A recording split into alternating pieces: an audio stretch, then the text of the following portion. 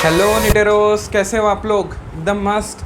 I hope आपका पढ़ाई लिखाई एकदम मस्त चल रही होगी और आपने ऑर्गेनिक केमिस्ट्री की मैराथन के जो पूरे 14 दिन हैं पूरे कंप्लीट करके आए होंगे और ये 15 डे देख रहे होंगे। ओके, ये आपसे मेरी सिर्फ एक एक्सपेक्टेशन है।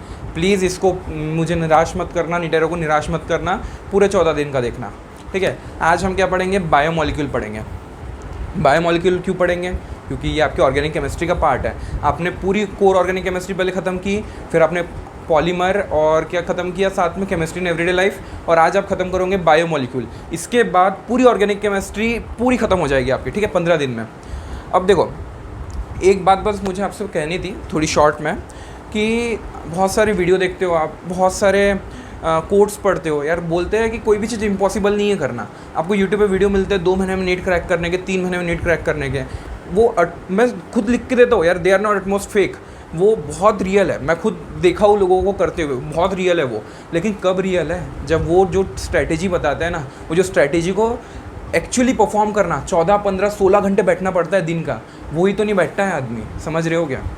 अगर तुम एक काम करने के लिए अपना टाइम डिसाइड कर लोगे कि मुझे 30 दिन में काम करना है, तो तुम उसको पक्का 30 दिन लगाओगे। लेकिन तुम 3 घंटे में भी वो काम ख़त्म कर सकते हो अगर तुम अपने मन में लोगे, डेडिकेशन लोगे। तो मैं किस काम की बात कर रहा हूँ? जो एक्चुअली करने के लिए पॉसिबल है। ठीक है, तो मैं इसलिए बता रहा था, जैसे कि जब ऑर्गेनिक केमिस्ट्री की मैराथन हमने जब शुरू की ना, जब वीडियो आया था सबसे पहले, तब बहुत रिस्पांस आया था, सर हम कंप्लीट करेंगे। इतने बच्चों ने देखा, इतने बच्चों ने बोला कंप्लीट करेंगे। फर्स्ट डे वीडियो आई, बहुत बच्चों ने देखा, वेल एंड गुड, बहुत मज़ा आया देखने में। फर्स्ट सेकेंड डे कम हो गए, थर्ड डे कम हो गए, आते आते 15 डे तक कौन कितने बच्चे टिके? आप खुद देख लीजिए, बताइए कमेंट में मुझे कि सर मैं फर्स्ट डे से लेकर 15 डे तक आज तक कंटिन्यू देखा हूँ, पूरी की पूरी देखा हूँ। समझ में आ जाता है ना, डेडिकेशन, कंसिस्टेंसी। इतना याद रखना, परसिस्टेंस और डेडिकेशन का कोई सब्सटीट्यूट नहीं है, इतना याद रखो। तुम अगर कुछ भी नहीं आता होगा, तुम्हें कुछ भी नहीं आता होगा, एकदम जीरो हो, तुम्हारा आईक्यू कुछ भी नहीं है, 120 के भी अंदर है, 100 के भी अंदर है, लेकिन ये जो 2 कीवर्ड है, डेडिकेशन और परसिस्टेंस, ये कम आईक्यू वाले को भी राजा बना सकता है, ये कम आईक्यू वाले को भी साइंटिस्ट बना सकता है। ठीक है, इतना याद रखो, परसिस्टेंस और डेडिकेशन का कोई भी सब्सटीट्यूट नहीं है। ये मेरी शॉर्ट में बात थी। ठीक है, क्या शुरू करेंगे? चलो टेंशन नहीं, फ्री हो जाओ, ध्यान से पढ़ो मेरी बात। 1 शॉट में पूरा बायोमोलिक्यूल खत्म करेंगे। पूरा नीट का जितना भी चैप्टर, मैंने इतना अच्छे से इसको कवर किया हो ना कि आपको पूरा नीट का जितना भी पार्ट होगा, हर चीज़ आ गया। आपको अलग से खोल के देखना भी नहीं पड़ेगा कुछ और, ये नोट्स देखने पड़ेंगे, एनसीईआरटी तक छूना नहीं पड़ेगा, पूरी एनसीईआरटी इंकलकेट करके रखो। बोर्ड्स वालों पूरा टिक के देखोगे आप मेरे साथ। ठीक है, बोर्ड्स की भी हर चीज़ कवर की हो, आपकी अभी एग्जाम आ रही है, इसके लिए आपको तो देखना ही है। नीट वालों, जेडब्ल्यू वालों, हर चीज़ कवर की हो आपकी, एक भी क्वेश्चन बाहर नहीं आएगा इसके। इतना लिख के देता हूँ, लिख लो। चलो शुरू करें। बायोमोलिक्यूल शुरू करते हैं। सबसे पहले बायोमोलिक्यूल शुरू करने से पहले जान लेते हैं, बायोमोलिक्यूल तो वर्ड आ गया, मतलब ये कोई तरह के मॉलिक्यूल है जो किसी रिएक्शन में पाए जाते हैं।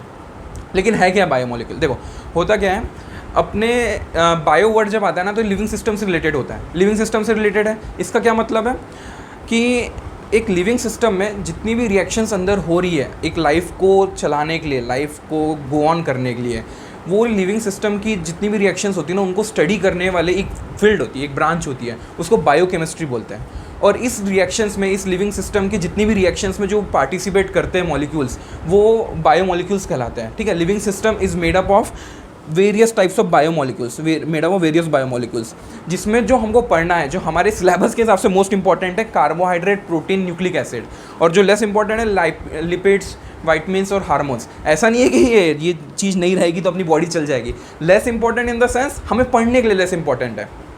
ठीक है, नहीं तो समझोगे हार्मोन नहीं है, हार्मोन अपनी बॉडी में नहीं है, ये नॉन इसेंशियल है। अरे बेटा, कोई बच्चे तो यहाँ पे बैठे ही हार्मोन की वजह से है। डॉक्टर बनना ही हार्मोन के लिए है, क्यों? मेडिकल कॉलेज में जाना ही हार्मोन की वजह से है। कि सही बोल रहा हूँ ना? आई क्या बात समझ में? तो मोस्ट इंपॉर्टेंट जो हम पढ़ेंगे वो है कार्बोहाइड्रेट, प्रोटीन, न्यूक्लिक एसिड, जो अदर्स पढ़ेंगे लिपिड, वाइटमिन्स और हार्मोन्स। ओके, इतनी आगे बात समझ में आपको बायोमोलिक्यूल के। अब आ जाओ सबसे पहले कार्बोहाइड्रेट पे। कार्बोहाइड्रेट शुरू करता हूँ। ठीक है, आ जाओ, कार्बोहाइड्रेट वर्ड है। आपको मालूम है कार्बोहाइड्रेट जब सबसे पहले वर्ड जो बना था ना, वो क्यों बना था? जब बहुत सारे मॉलिक्यूल्स को जब उन्होंने देखा, किन्होंने? रिसर्चर्स ने देखा, तो उनको क्या लगा, उसमें कार्बन था और कार्बन के हाइड्रेट्स जुड़े थे। मतलब एक इंपेरिकल फार्मूला दे दिया उन्होंने, CX, एक कार्बन जुड़ा था, ये कार्बन जो दिख रहा है, और H2O के वाटर के मॉलिक्यूल्स जुड़े थे। ठीक है। इस वजह से उसको कार्बोहाइड्रेट नाम दे दिया। क्यों? कार्बन के हाइड्रेट्स, डेट इज़ कार्बोहाइड्रेट्स, इस वजह से उन्होंने कार्बोहाइड्रेट नाम दे दिया। जैसे एक फॉर एग्जांपल आप उन्होंने देखा होगा, ग्लूकोज को देखा होगा, सुक्रोज को देखा होगा। क्या है ग्लूकोज का फॉर्मूला? C6H12O6। उसको मैं अगर इस इंपेरिकल फार्मूला में डाल के लिखना चाहूँ तो कैसे लिखूंगा? कार्बन के 6 लिख दूंगा x की जगह, H2O को मैं लिख दूंगा 6, मतलब H 12 हो गए और ऑक्सीजन 6 हो गए। Same with sucrose. सुक्रोज का क्या फॉर्मूला होता है? C12H22O11। तो कार्बन का जो x है वो कितना लिखूंगा मैं? 12। H2O का जो y है उसको 11 लिख दूंगा, तो H22 हो गया, O11 हो गया। तो इसको इस फॉर्मूला में बैठाया जा रहा था स्टार्टिंग में जब पाया गया, तो इसको नाम दे दिया carbohydrate. They are the hydrates of carbon. लेकिन जब और मॉलिक्यूल्स पढ़े गए और चुल मची लोगों को, जब और मॉलिक्यूल्स देखे उन्होंने, तो पाया गया यार ये जो फार्मूला था हमारा कि उनको हाइड्रेट्स ऑफ कार्बन बोलना ज़्यादा सही नहीं है। जो इंपेरिकल फार्मूला था हमारा CXH2OY, ये सही नहीं है। क्यों? क्योंकि उन्होंने देखा एसिटिक एसिड। एसिटिक एसिड को क्या देखा उन्होंने? पढ़ के आया ना पूरी ऑर्गेनिक केमिस्ट्री। एसिटिक एसिड क्या होता है? CH3COH। उन्होंने क्या देखा? एसिटिक एसिड को भी तो मैं इस फार्मूला में लिख पा रहा हूँ। ये जो हाइड्रेट ऑफ कार्बन का जो फार्मूला बनाया था मैंने इंपेरिकल फार्मूला, उसमें मैं एसिटिक एसिड को भी लिख पा रहा हूँ। क्या लिख पा रहा हूँ? CX की जगह C2H2O को 2। फिर अगर एसिटिक एसिड भी इस फार्मूला लिखे में, जो भी इस चीज़ में लिखा जा रहा था वो सारा क्या कार्बोहाइड्रेट है? नहीं, एसिटिक एसिड ने कार्बोहाइड्रेट की एक भी प्रॉपर्टी शो नहीं की जो कार्बोहाइड्रेट की दिखनी चाहिए थी। तो ये तो भाई एक्सेप्शन आ गया यहाँ पे। चलो मान लिया ये एक्सेप्शन होगा। फिर एक बहुत ही पॉपुलर कार्बोहाइड्रेट था रैमनोस। एक बहुत ही पॉपुलर कार्बोहाइड्रेट था रैमनोस। वो क्या था? वो C6H12O5 लिखा जाता था। उसको तो यार मैं इस फॉर्मूला में बैठा ही नहीं सकता हूँ। क्या लिखूंगा? जैसे मान लो C6 लिख दिया मैंने, तो अब H2O को मैं क्या लिखूँ? 6 लिखूंगा तो ऑक्सीजन 6 हो जाएंगे। तो इस एम्पेरिकल फार्मूला में कार्बोहाइड्रेट के रैमनोस तो बैठ ही नहीं रहा था, but rhamnose is a very popular carbohydrate. तो इस वजह से पाया गया कि this is a absurd definition. Carbohydrate को हाइड्रेट्स ऑफ कार्बन बोलना गलत है। फिर क्या किया? बहुत सारी सर्च की गई, बहुत रिसर्च की, गूगल पे सर्च नहीं। तुमको क्या लगता है, एक बात बताओ, कि जो भी बुक में लिखा होता है क्या गूगल पे सर्च करके आ गया है क्या वो? कि भाई कोई आया था XYZ बंदा, उसने गूगल पे सर्च किया और लिख दिया बुक में? ऐसा नहीं हुआ है। पहले लोगों के पास, आज हमारे पास ये इन्फॉर्मेशन उन्होंने रिसर्च की है इसलिए गूगल पे है, ये गूगल पे है इसलिए रिसर्च नहीं हुई। तो उन लोगों ने रिसर्च किया था। एक बहुत अच्छा को ग्लूकोज का रिसर्च बताऊंगा मैं आगे, जब हम ग्लूकोज का स्ट्रक्चर पढ़ेंगे ना, कैसे एक्चुअली रिसर्च होती है, रिसर्च का एक्चुअल सेंस क्या होता है, ठीक है। तो उन्होंने आगे बहुत रिसर्च किया तो उन्होंने क्या पाया कि केमिकली कार्बोहाइड्रेट की डेफिनेशन कुछ अलग है। बहुत अच्छी डेफिनेशन दी उन्होंने। क्या दी? कार्बोहाइड्रेट्स को कैसे डिफाइन किया उन्होंने कि they are optically active polyhydroxy aldehyde. They are optically active polyhydroxy aldehyde और कीटोन, पॉलीहाइड्रोक्सी अल्डिहाइड और कीटोन, और या ऐसे कंपाउंड जो हाइड्रोलिसिस होने के बाद, मतलब पानी के साथ रिएक्ट करने के बाद अल्डिहाइड या कीटोन देते हैं, वो कार्बोहाइड्रेट कहलाने लगे। कार्बोहाइड्रेट में मतलब उन्होंने क्या फीचर निकाला कि कीटोन, कोई कार्बोक्सिल ग्रुप, कीटोन या अल्डिहाइड ग्रुप प्रेजेंट होता है, वो कंपाउंड यूजुअली कार्बोहाइड्रेट होता है। वो उसमें बहुत सारे हाइड्रोक्सी ग्रुप होते हैं, पॉलीहाइड्रोक्सी होता है और ऑप्टिकली एक्टिव होता है। तो ये उन्होंने एक्चुअली आपकी किसकी कार्बोहाइड्रेट की एक्चुअल डेफिनेशन निकाली। तो क्या कंक्लूजन निकला? So what are actually carbohydrate को हम क्या पढ़ेंगे? Carbohydrates are optically active polyhydroxy aldehyde और कीटोन और द कंपाउंड्स, और ऐसे कंपाउंड जो हाइड्रोलिसिस होने के बाद ऐसे प्रोडक्ट्स है, क्या अल्डिहाइड या कीटोन, ठीक है। लिख लो इसको यार, बोलने मत लगाओ मुझे, इसको लिखो, ठीक है। रिपीट करो मेरे पीछे। बोर्ड वालों तो आपको ये डेफिनेशन रटनी चाहिए, नीट वालों समझ जानी चाहिए डेफिनेशन। आई के बाद समझ में, समझ लो ये डेफिनेशन को, ठीक है। फॉर एग्जाम्पल ग्लूकोज क्या है? कार्बोहाइड्रेट है आपका। कार्बोहाइड्रेट क्यों कहलाता है? वही सेम यहाँ पे एक कार्बोनिल ग्रुप है क्या नहीं है? कौन सा ग्रुप है ये बताओ? अल्डिहाइड, ठीक है। और बहुत सारे यहाँ पे पॉलीहाइड्रोक्सी, बहुत सारे OH ग्रुप अटैच्ड है, पॉलीहाइड्रोक्सी, बहुत सारे अल्कोहलिक ग्रुप अटैच है। और ऑप्टिकली एक्टिव क्यों है? 4 कायरल सेंटर है यहाँ पे, दिख रहे हैं क्या? 1 2 3 4 कायरल सेंटर भी है यहाँ पे।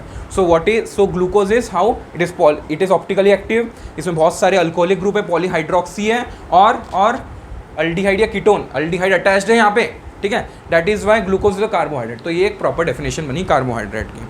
आई क्या बात समझ में? अब कार्बोहाइड्रेट आपने समझ लिया कि एक्चुअली कार्बोहाइड्रेट है क्या। अब क्या करना है हमें? अब कोई चीज़ को हम समझ लेते क्या होता है तो उसको डीप में जाना पड़ता है।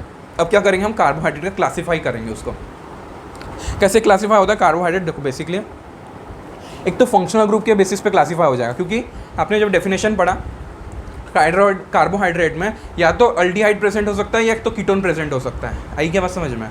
तो अल्डिहाइड या कीटोन के बेसिस पे कार्बोहाइड्रेट दो तरह से हो सकते हैं, एक तो अल्डिहाइड पे या कीटोन पे। जैसे अल्डिहाइड वाला अपन ने अभी जस्ट पढ़ा ग्लूकोज, आगे पढ़ोगे फ्रक्टोज, वो कीटोन वाला ग्रुप रहेगा। आई क्या बात समझ में? ठीक है। दूसरा क्लासिफिकेशन हो सकता है रिड्यूसिंग नेचर पे। रिड्यूसिंग मतलब क्या, पढ़ के आए हो ना ऑर्गेनिक केमिस्ट्री। रिड्यूसिंग मतलब क्या, जो टॉलिन्स रिएजेंट या फेलिंग सॉल्यूशन या टॉलिन सॉल्यूशन को रिड्यूस कर दे, क्या उसको रिड्यूस कर दे, तो वो रिड्यूसिंग कंपाउंड कहलाता है। वैसे ही तो दो तरह के यहाँ पे डिवाइड करें हम कार्बोहाइड्रेट को, एक नॉन रिड्यूसिंग शुगर्स बोल देते हैं, और एक reducing sugars. Non reducing sugar आगे आप पढ़ोगे सुक्रोज होता है, और रिड्यूसिंग शुगर क्या होगा आपका, ग्लूकोज हो गया। जितने भी मोनोसेक्राइड क्या अभी बताऊंगा जैसे इसके बाद, जितने भी मोनोसेक्राइड्स रहेंगे वो सारे के सारे रिड्यूसिंग शुगर रहेंगे, ये ध्यान रख लेना वर्ड अपना। ओके, ये हो गया दूसरा।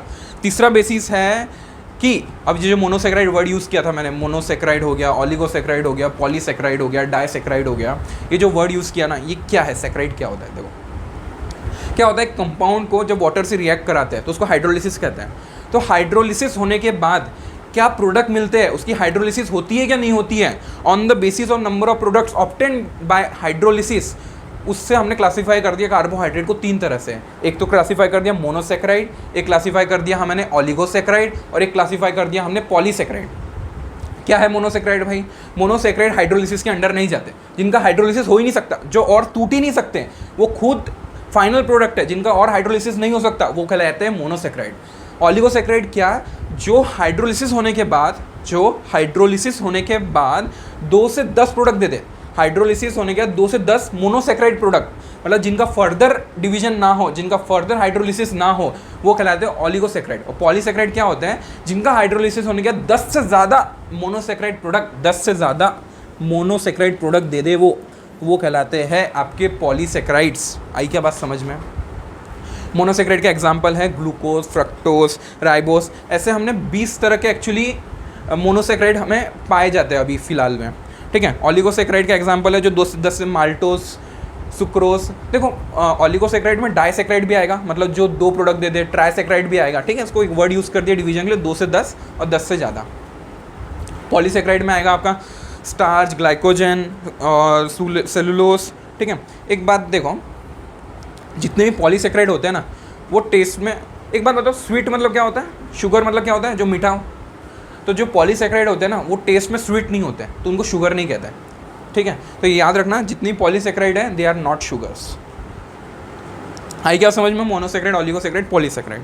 नेक्स्ट, अब हमारे को बेसिकली 2 कंपाउंड को अच्छे से पढ़ना है मोनोसेक्राइड्स को और डाइसेक्राइड्स को। पॉलीसेक्राइड छोटे छोटे में पढ़ना है, ज़्यादा ध्यान नहीं रखना उसमें।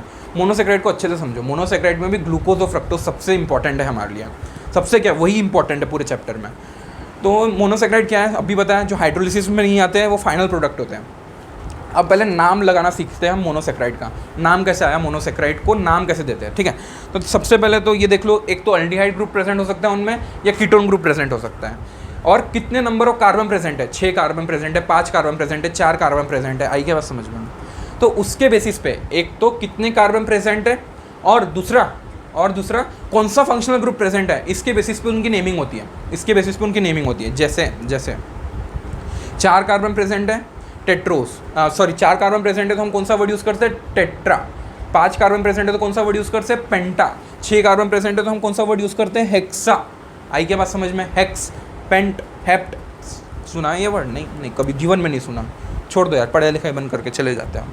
सुना है ना यार, पेंटा, हेक्सा, हेप्टा, ये वर्ड। ठीक है। और फिर उसके बाद इनके साथ एक सफिक्स यूज़ होता है, ओस। याद रखना, इनके साथ एक सफिक्स यूज़ होता है, कार्बोहाइड्रेट के साथ ओस सफिक्स यूज़ होता है, याद रखो। ये यूजुअली शुगर्स के साथ यूज़ होता है ये सफिक्स। ओके अगर सबसे पहले फिर क्या लिखेंगे, अगर 4 कार्बन की शुगर है तो टेट्रोज, 5 कार्बन की शुगर है तो पेंटोज, 6 कार्बन की शुगर है तो हेक्सोज, 7 कार्बन की हेप्टोज, ऐसे ओज लगाएंगे। ठीक है। फिर उसके बाद अल्डिहाइड प्रेजेंट है तो क्या लिखेंगे हम, अल्डो। अगर कीटोन प्रेजेंट है तो लिखेंगे कीटो, अल्डो कीटो। समझ गया क्या? बस यही है।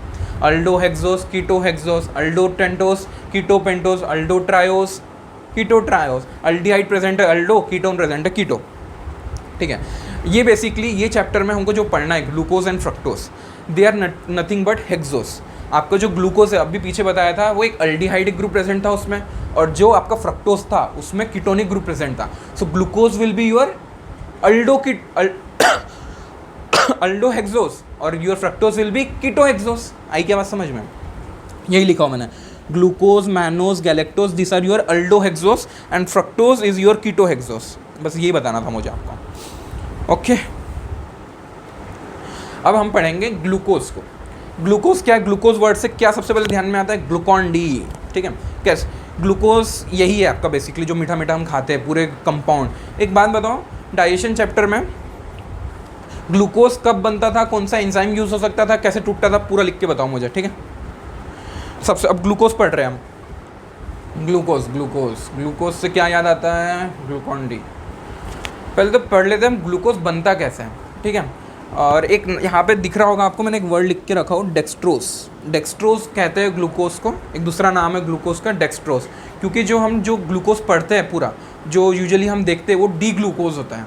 डी ग्लूकोज क्या होता है? ये डी वर्ड कहाँ से है पूरा बताऊंगा, टेंशन नहीं, एक याद रख लो बस. ग्लूकोज को डेक्सट्रोज भी कहते हैं. ठीक है, सबसे पहले जान लेते हैं ग्लूकोज की प्रिपरेशन कैसे हुई.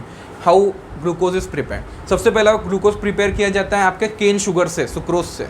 केन शुगर, गन्ना, गन्ना वो लंबा सा हार्ड गन्ना. ठीक है, वो केन शुगर से आपका ग्लूकोज प्रिपेयर किया जाता है. गन्ना is nothing but your sucrose. ये जो होता है आपका सुक्रोज होता है, C12H22O11, दिस इज योर गन्ना, दिस इज योर केन. उसका क्या करते हैं? पानी के साथ रिएक्शन करा देते हैं इन the presence of acidic medium. उसका हाइड्रोलिसिस करा देते हैं इन the presence of acidic medium. तो क्या मिलता है? अब ये देखो, मैंने ये दो प्रोडक्ट को अलग अलग क्यों लिखा हो. अब क्या होता है, इनको जब यूज़ करते हैं ना तो यहाँ पे ग्लूकोज मिलता है और एक फ्रक्टोज मिलता है. ठीक है, क्या है ये, क्यों मिला ग्लूकोज और फ्रक्टोज? सर दोनों के फॉर्मूला तो एकदम सेम दिख रहे हैं, तो ये ग्लूकोज और फ्रक्टोज एकदम डिफरेंट क्यों बोल रहे हो आप? ये दोनों तो एक ही चीज़ प्रोडक्ट हो रहे हैं. एक ही फॉर्मूला के दो प्रोडक्ट कैसे बन रहे हैं? एक ही फॉर्मूला के दो प्रोडक्ट नाम कैसे आ गए? सब बताता हूँ आगे, समझ में आ जाएगा. को ग्लूकोज और फ्रक्टोज के बेसिकली फॉर्मूला सेम होता है, डिफरेंस क्या होता है अभी बताएंगे. ठीक है, आई क्या बात समझ में? ग्लूकोज मिलता है यहाँ पे और एक फ्रक्टोज मिलता है. केन शुगर के हाइड्रोलिसिस से ग्लूकोज मिलता है, फ्रक्टोज मिलता है. नीट इंपॉर्टेंट क्वेश्चन, नीट में ये पूछा जाता है, सुक्रोज के हाइड्रोलिसिस से क्या मिलेगा? एक ऑप्शन में रहेगा दो ग्लूकोज मिलेंगे, ऐसा ऑप्शन में मिलेगा. तो glucose and fructose will be your answer. ठीक है, यहाँ पे इन्वर्टेज एंजाइम यूज़ करो, तेजी से रिएक्शन होने लग जाएगी. दूसरा, अब ये हो गई हमारी घर की मेथड, घर में यूज़ करने वाली, घर मतलब लैब में यूज़ करने वाली. कमर्शियल लेवल पे जो ग्लूकोज होता है, जो अपन ग्लूकॉन डी वगैरह पीते हैं, ये कमर्शियल लेवल पे उन लोग इससे नहीं बनाते. जो हमने अभी पढ़ी है जो चिमुकली रिएक्शन, इससे नहीं बनती. उनके लिए कमर्शियल मेथड होती है. वो कमर्शियल मेथड होती है स्टार्च का यूज़ करके या सेलुलोज का यूज़ करके. किसका यूज़ करके? स्टार्च का या सेलुलोज का. अब देखो, स्टार्च या सेलुलोज क्या होता है, अभी आपको वैसे पॉलीसैकेराइड जब मैं पढ़ाऊंगा तब समझ में आएगा, लेकिन ये एक रिपीटेड यूनिट होती है इसमें, C6H10O5 की एक रिपीटेड यूनिट्स होती है. C6H10O5 की रिपीटेड यूनिट्स होती है, लिंक होते हैं वो ब्रांचिंग करके. ठीक है, ऐसी लिंक्ड होती है. स्टार्च भी या सेलुलोज भी. उसका क्या करते हैं? हाइड्रोलिसिस करा देते हैं इन the presence of acidic medium. Dilute H2SO4 लो, या यार क्या ले सकते हो, HCl ले सकते हो डाइल्यूट, और 393 केल्विन याद रखने की ज़रूरत नहीं है, देख लो, बता दिया मैंने. ठीक है, इसका एसिडिक मीडियम में रिएक्शन करा देते हैं तो ग्लूकोज मिल जाता है. अच्छा एक बात, अब NCERT में देखो, यहाँ पे N लिखा है और यहाँ पे भी N लिखा है. एक्चुअली टेक्निकली थोड़ा गलत है ये. क्या होता है, अगर आप 100 मॉलिक्यूल्स लेते हो, इसके 100 यूनिट्स लेते हो आप इसके स्टार्च सेलुलोज वाले यूनिट्स के, तो आपको N-1 लेना पड़ेगा पानी की यूनिट, H2O की यूनिट. अगर 100 लेते हो तो 99 लेना पड़ेगा. अरे सर, ऑप्शन में दोनों आ गए तो नहीं आते यार, दोनों मत तंग करो. ऑप्शन में दोनों नहीं आते हैं. ऑप्शन में या तो ये लिखा रहेगा या N-1 लिखा रहेगा. N-1 टेक्निकली हायर क्लासेस में होता है, लेकिन क्यों गलत पढ़ना, सही पढ़ते हुए चलते हैं. N-1 होता है. ओके, आई क्या समझ में? दो तरह से प्रिपेयर होता है, एक तो गन्ने से प्रिपेयर होता है या स्टार्च या सेलुलोज से प्रिपेयर होता है. स्टार्च या सेलुलोज को भी हाइड्रोलिसिस करा देते हैं. ओके, चलो आगे बढ़ते हैं. तीसरा, अब ग्लूकोज का स्ट्रक्चर. मैं आपको बोला था ना अभी पीछे कि आपको मैं ग्लूकोज के स्ट्रक्चर के बारे में बढ़िया बात बताऊंगा, कैसे रिसर्च की जाती है. एक्चुअली रिसर्च होती क्या है, कैसे रिसर्च की जाती है, कैसे कंक्लूजन पे पहुंचा जाता है, स्टेप बाय स्टेप मैनर में. तो देखो, आज जो हमें ग्लूकोज का ये जो स्ट्रक्चर पता है ना, तुमको पता है क्या? नहीं पता होगा, तुम तो हो ही मूर्ख लड़के हैं. बिल्कुल, मेरे को तुम यार उम्मीद रखने के लिए जगह छोड़ो मेरे लिए. ग्लूकोज का जो स्ट्रक्चर होता है, अच्छा बुरा मान गए क्या?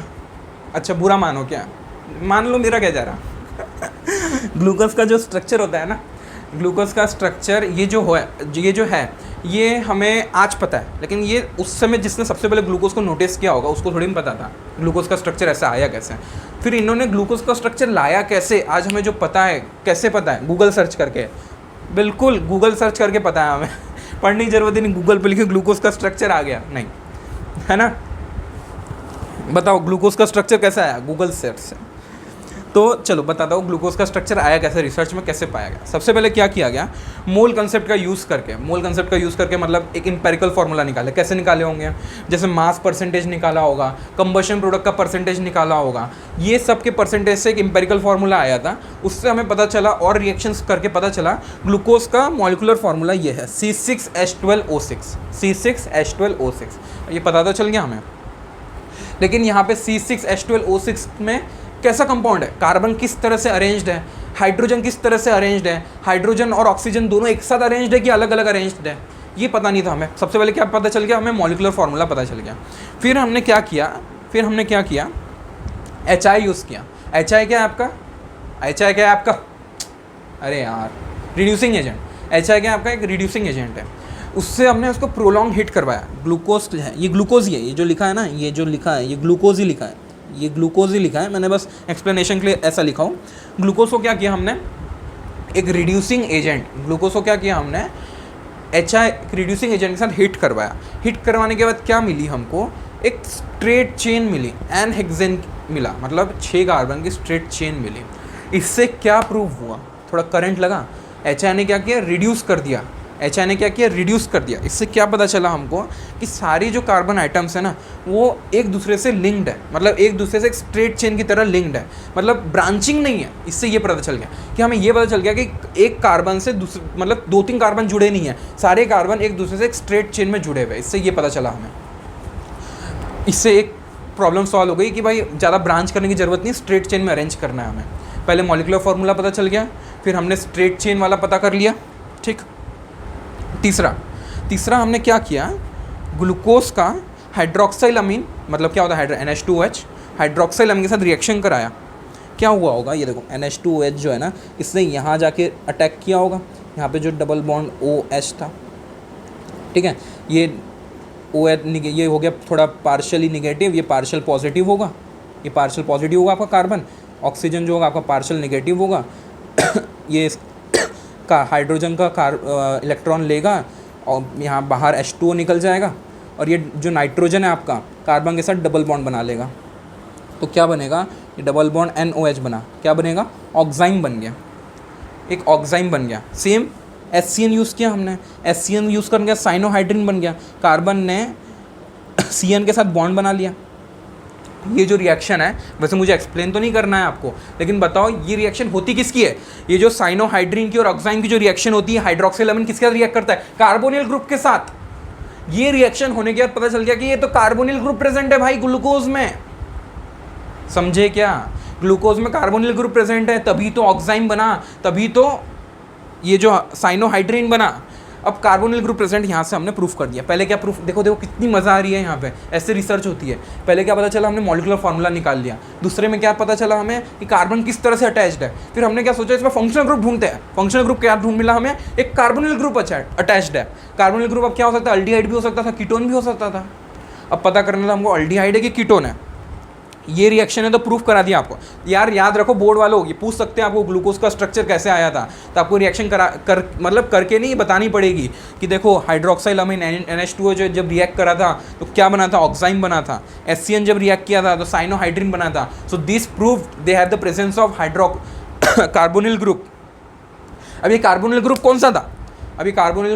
अल्डिहाइड था, कीटोन था, कैसे पता करेंगे? एक और रिएक्शन है हमारे पास ऑर्गेनिक केमिस्ट्री में, पढ़ के आए हो आप, ब्रोमीन वाटर की रिएक्शन। ब्रोमीन वाटर क्या है आपका? एक ऑक्सीडाइजिंग एजेंट है, माइल्ड ऑक्सीडाइजिंग एजेंट है। वो क्या करता है? अल्डिहाइड को कार्बोक्सिलिक एसिड में कन्वर्ट कर देता है। उसने क्या किया? वही काम किया। उसने क्या किया? ये अल्डिहाइडिक ग्रुप को कार्बोक्सिलिक ग्रुप में कन्वर्ट कर दिया। जिसने प्रूफ करा दिया। कीटोन का नहीं होता है, कीटोन को ब्रोमीन वाटर नहीं तोड़ पाता, कीटोन को ब्रोमीन वाटर नहीं ऑक्सीडाइज कर पाता। इस वजह से इसने प्रूव कर दिया कि ये अल्डिहाइड था। इसने क्या प्रूव कर दिया? ये अल्डिहाइड था। So bromine water is your mild oxidising agent which did what, उसने क्या किया? अल्डिहाइड को कार्बोक्सिलिक ग्रुप में तोड़ दिया। ठीक है, अच्छा मैं नाम बताते जाऊँगा, ध्यान रखना। ये ग्लूकोनिक एसिड कहलाता है। मतलब ग्लूकोज में से अगर जब अल्डिहाइड की जगह क्या अटैच हो जाए? कार्बोक्सिलिक ग्रुप अटैच हो जाए उसके फर्स्ट कार्बन पे। फर्स्ट कार्बन मतलब हाँ कार्बोक्सिलिक ग्रुप, तो उसको ग्लूकोनिक एसिड बोलते हैं। देखो ये याद नहीं करना होता है, धीरे धीरे पता चल जाता है। ब्रोमीन वाटर से रिएक्शन करवाया तो ग्लूकोनिक एसिड बन गया। So what this prove the presence of aldehydic group. पांचवा क्या पता चल चुकी थी हमारी? 4 बातें। अब 5वीं बात पता चलना था। अब फंक्शनल ग्रुप भी पता चल चुका था, अरेंजमेंट पता चल चुकी थी, कार्बन की फॉर्मूला पता चल चुका था। अब ये जो H और O का था ना, ये अभी तक सॉल्व नहीं हुआ था। H और O क्या है? H और O क्या है? H और O कैसे अटैच्ड है, ये पता नहीं चला था हमें। तो हमने क्या किया? एसिडिक एनहाइड्राइड का रिएक्शन करा दिया ग्लूकोज से। एसिडिक एनहाइड्राइड का रिएक्शन करा दिया ग्लूकोज से। तो उसने क्या किया, एक बार बताओ, सबसे पहले तो बताओ एसिडिक एनहाइड्राइड का रिएक्शन कैसे होता है। अगर अल्कोहलिक ग्रुप प्रेजेंट है, अगर अल्कोहलिक ग्रुप किसी कंपाउंड में प्रेजेंट है, तो एसिडिक एनहाइड्राइड क्या करता है? एसिडिक एनहाइड्राइड क्या करता है? वो अल्कोहल को एस्टर में कन्वर्ट कर देता है। वो अल्कोहल को एस्टर में कन्वर्ट कर देता है। तो उन्होंने वही हुआ यहाँ पे। हमको पता नहीं था अभी तक अल्कोहलिक ग्रुप था, लेकिन प्रोडक्ट हमें एस्टर मिला। जब हमने एसिडिक एनहाइड्राइड के साथ रिएक्शन कराया in the presence of pyridine, तो हमें क्या मिला? एस्टर मिला। So this prove what? Ester मिलने का प्रेजेंस बता चुका था कि यहाँ पे भाई अल्कोहल है, यहाँ पे अल्कोहल का हमें पता चल चुका था। सो दिस, और कितने एस्टर मिले थे? 4 यहाँ पे, 1 यहाँ, 5 एस्टर ग्रुप मिले थे। मतलब 5 अल्कोहल होंगे, 5 एस्टर ग्रुप मिले, मतलब 5 अल्कोहल हो गए क्या नहीं हो गए? बिल्कुल। तो 5 अल्कोहल का प्रेजेंस मिल चुका है हमें। ठीक है, अब ये पता चल चुका है हमें अल्कोहल प्रेजेंट है भाई, इसमें अल्कोहल प्रेजेंट है, ये हमें अब पता चल चुका है। OH का भी मामला सॉल्व हो गया, अल्कोहल प्रेजेंट है। लेकिन ये अब अल्कोहल अटैच्ड कैसे है? सबसे बड़ा क्वेश्चन ये था, ये अल्कोहल अटैच्ड कैसे हैं एक दूसरे से? एक से फर्स्ट 1 डिग्री है कि 2 डिग्री है, अब ये पता करना था हमें, ये अल्कोहल अटैच कैसे है। तो कैसे पता चला? देखो, फिर से हमने क्या किया? ग्लूकोज का HNO3 कॉन्सेंट्रेटेड HNO3 के साथ रिएक्शन करा दिया। कॉन्सेंट्रेटेड HNO3 के साथ रिएक्शन कराने के बाद आपका अल्डिहाइड भी और आपका जो 1 डिग्री अल्कोहल है वो भी कार्बोक्सिलिक एसिड में कन्वर्ट हो गया। अगर ग्लूकोनिक एसिड का ये रिएक्शन होता फिर भी यही प्रोडक्ट मिल रहा था। ग्लूकोनिक एसिड में तो ऑलरेडी यहाँ पे कार्बोक्सिलिक ग्रुप प्रेजेंट है। मतलब अगर यहाँ पे 1 डिग्री अल्कोहल नहीं होता, 2 डिग्री अल्कोहल होता, तो कॉन्सेंट्रेटेड HNO3 की क्या रिएक्शन होती? बताओ, पता पढ़ के आए हो आपने? कॉन्सेंट्रेटेड HNO3 की क्या रिएक्शन होती है अगर यहाँ पे 1 डिग्री अल्कोहल नहीं होता, 2 डिग्री अल्कोहल होता? तो कीटोन बनता बेटा, कार्बोक्सिलिक एसिड नहीं, कीटोन बनता। आई क्या बात समझ में? सो 1 डिग्री जब कार्बोक्सिलिक एसिड बना नीचे की तरफ, तो ये प्रूव हो गया कि इसमें 1 डिग्री अल्कोहल है। तो this prove the presence of 1 degree alcohol. अच्छा हाँ, अगर एक कार्बोक्सिलिक ग्लूकोज में ऊपर प्रेजेंट हो, ग्लूकोज का वो अल्डिहाइड हटा के, तो वो ग्लूकोनिक एसिड कहलाता था। इसको क्या कहेंगे? सैकेरिक एसिड। जब दोनों भी अल्डिहाइड, जब दोनों भी जगह आपके क्या अटैच्ड हो, जब दोनों भी जगह आपके क्या अटैच्ड हो, कार्बोक्सिलिक एसिड ग्रुप अटैच्ड हो, तो ये सैकेरिक एसिड कहलाता है। ठीक है, आई क्या बात समझ में? सो इससे ग्लूकोज का स्ट्रक्चर हमें पता चल गया। अच्छा एक बात और, ग्लूकोज एक स्टेबल कंपाउंड है। ग्लूकोज एक स्टेबल कंपाउंड। अभी आपने एक बात नहीं पूछा, यहाँ से जो सर पता चल गया कि 1 डिग्री अल्कोहल प्रेजेंट है, 2 डिग्री ने। तो इससे एक बात बताओ मुझे कि आपने ये नहीं पूछा सर अगर एक ही कार्बन पे 2 अल्कोहल अटैच्ड है, अगर एक ही कार्बन पे 2 अल्कोहल अटैच्ड है, ऐसा क्यों नहीं है? आपने ये क्यों दिमाग लाया कि अलग अलग कार्बन भी अटैच हो गए? क्यों बेटा? क्योंकि glucose was a stable structure. Glucose का जो स्ट्रक्चर मिला था ना, वो स्टेबल स्ट्रक्चर था। Glucose was a stable compound. एक कार्बन पे अगर एक से ज़्यादा अल्कोहल प्रेजेंट होता है ना, वो हाईली अनस्टेबल हो जाता है। अगर वो स्टेबल था तो इसी वजह से स्टेबल था क्योंकि उसके जो अल्कोहलिक ग्रुप थे वो अलग अलग कार्बन से अटैच्ड है। ठीक है, तो इससे ये पूरी रिसर्च करने के बाद, ये पूरे एक्सपेरिमेंट्स करने के बाद क्या पता चला हमें? ग्लूकोज में 5 अल्कोहलिक ग्रुप है, एक अल्डिहाइड ग्रुप है, एक अल्कोहलिक ग्रुप उसका 1 डिग्री है। ठीक है, अल्कोहलिक ग्रुप अलग अलग कार्बन पर अटैच्ड है। क्यों अलग अलग कार्बन पर अटैच्ड है? क्योंकि वो स्टेबल है, क्योंकि वो स्टेबल है। ठीक, ये हमने कंक्लूड किया। अब क्या हुआ? अब हम कैसा भी ड्रॉ कर सकते थे स्ट्रक्चर, तो अब स्टीरियो केमिस्ट्री आ जाती है थोड़ी इसमें। अब स्ट्रक्चर हमें पता चल गया, अब थोड़ी स्टीरियो केमिस्ट्री में दिमाग खाती है। किसका? जिनने रिसर्च किया, हमारा नहीं, हमारे को तो बस जो लिखा है वो पढ़ना है। जिन्होंने रिसर्च किया था ना, उनका दिमाग खा गई स्टीरियो केमिस्ट्री। रिएक्शन वाइज थोड़ी सही नहीं मिल रही थी जो रिएक्शन इन लगा रहे थे। तो स्टीरियोकेमिस्ट्री को भाई फिशर भाई साहब ने स्टडी किया। फिशर भाई साहब ने जब स्ट्रक्चर को स्टडी किया तो उसने जो स्ट्रक्चर दिया स्टीरियोकेमिस्ट्री के हिसाब से वो मोस्ट एक्यूरेट माना जाता है। वो स्ट्रक्चर क्या है देखो, वो स्ट्रक्चर क्या है। सबसे पहले तो अल्डिहाइडिक ग्रुप अटैच्ड है सबसे ऊपर, 6 कार्बन होने चाहिए। एक कार्बन ये हो गया, 2 ये, 3 ये, 4 ये, 5 ये, 6 ये, 1 2 3 4 5 6 कार्बन है। 6 कार्बन बना लिया हमने। फिर एक अल्डिहाइडिक ग्रुप जोड़ दिया, ठीक है, एक अल्डिहाइडिक ग्रुप जोड़ लिया। नीचे एक कार्बन से 1 डिग्री अल्कोहलिक ग्रुप प्रेजेंट था, तो 1 डिग्री कार्बन को एक अल्कोहल दे दिया हमने, 1 डिग्री कार्बन को एक अल्कोहल दे दिया हमने। अब हमें H और OH जोड़ना है। सबसे OH जोड़ना था। सबसे देखो OH में जोड़ लेता, सबसे OH जोड़ लेता ना, कोई प्रॉब्लम नहीं होता। लेकिन स्टीरियोकेमिस्ट्री के हिसाब से क्या हुआ, ये जो थर्ड कार्बन पे है ना पाया गया, थर्ड कार्बन पे जो OH है वो लेफ्ट साइड आया। स्टीरियोकेमिस्ट्री के हिसाब से वो OH आया लेफ्ट साइड, ठीक है। तो ग्लूकोज का स्ट्रक्चर कैसा पाया गया, थर्ड कार्बन पे OH जो आया लेफ्ट साइड। अब मैंने एक डेक्सट्रोज की जब बात किया था ना, एक D और L की बात किया था आपसे। D और L क्या है देखो, D और L समझ लो, थोड़ा इंपॉर्टेंट है D और L। देखो ये जो ग्लूकोज कहलाता है D ग्लूकोज कहलाता है। क्यों D ग्लूकोज कहलाता है, आपको बहुत सारे टीचर या बहुत सारी जगह ऐसा लिखा मिलेगा कि जो सेकंड लास्ट कार्बन है उससे अगर OH राइट साइड अटैच्ड है तो वो D कहलाता है, अगर वो लेफ्ट साइड अटैच्ड है तो वो L कहलाता है। वैसे ये ठीक है मान लो, लेकिन थोड़ा और आगे की बात करते हैं। एक्चुअली वो क्या होता है, अल्डिहाइडिक कार्बोनिल ग्रुप से फर्दर मोस्ट जो कायरल सेंटर होगा, सबसे दूर वाला कायरल सेंटर, उससे जो OH ग्रुप अटैच्ड है उससे एक्चुअली D और L डिसाइड होता है। ऐसा नहीं कि लास्ट सेकंड वो हम बस समझने के लिए यूज़ करते हैं। एक्चुअली क्या होता है, कार्बोनिल ग्रुप से फर्दर मोस्ट सबसे दूर जो कार्बन अटैच्ड कायरल सेंटर है, वो कायरल सेंटर के जो OH की पोजीशन है उससे D और L पता चलता है। बस अब सिंपल सा, अगर OH राइट साइड है तो D और लेफ्ट साइड है तो L। DL ड्राइविंग लाइसेंस जैसा, DL, L मतलब लेफ्ट साइड, OH अगर लेफ्ट साइड है तो वो L ग्लूकोज कहलाएगा, अगर वो D है तो D ग्लूकोज कहलाएगा, ठीक है। अगर OH राइट साइड है तो D ग्लूकोज कहलाएगा, लेफ्ट साइड है अगर OH तो L ग्लूकोज। ध्यान रखो यार, समझ लो ये D ग्लूकोज। अच्छा एक बात और, ये D और L को कंफ्यूज मत करो, ये DL से, ठीक है, जो आपने वो स्टीरियोकेमिस्ट्री में पढ़ा होगा, छोटा वाला DL वो नहीं है। ये प्लस क्या बताता है हमारा, ये प्लस मतलब बताओ, वो PPL प्लेन पोलराइज लाइट को किस तरह से राइट मोड़ेगा कि लेफ्ट मोड़ेगा, डेक्स्ट्रो रोटेटरी, लिवियो रोटेटरी था ना ऐसा कुछ। D और L, लिवियो रोटेटरी को माइनस लिखते थे, डेक्स्ट्रो रोटेटरी को प्लस लिखते थे, वही है ये, ठीक है। तो इसको क्या कहेंगे, इसका फाइनली नाम क्या है, D ग्लूकोज। कैसा आएगा ग्लूकोज का स्ट्रक्चर, बना के देखो कैसा आएगा। एक अल्डिहाइडेड ग्रुप, 6 कार्बन, 6वें कार्बन को जोड़ लो एक अल्कोहलिक ग्रुप से, क्योंकि 1 डिग्री अल्कोहल प्रेजेंट है। फिर जो थर्ड कार्बन है उसमें OH लेफ्ट साइड में जोड़ना है, जो थर्ड कार्बन है उसमें OH लेफ्ट साइड में जोड़ना है। और जो हमारा 5वां कार्बन है, मतलब कार्बोक्सिलिक ग्रुप से सबसे दूर वाला कायरल सेंटर, उससे अगर OH राइट साइड जुड़ा है तो alpha D glucose sorry D glucose, और लेफ्ट साइड जुड़ा है तो L ग्लूकोज, ठीक है, OH ग्रुप। ये पता चला हमें।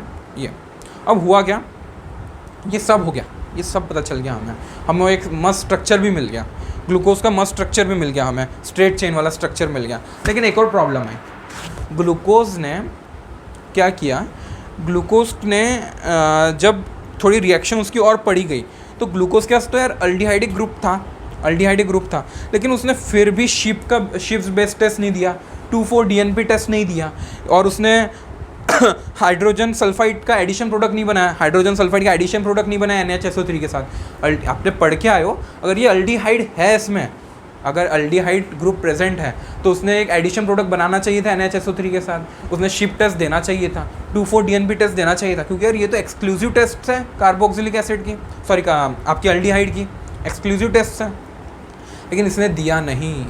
तो इस चीज़ ने प्रूफ किया कि भाई, फिर साइंटिस्ट लोगों ने सोचा कि इसका जो कार्बोनिल ग्रुप है, जो इसका जो अल्डिहाइडिक ग्रुप है, वो शायद फ्री नहीं है, वो रिएक्शन के लिए फ्री नहीं है, वो किसी तरह से तो कुछ तरह जुड़ा है, वो जुड़ चुका है।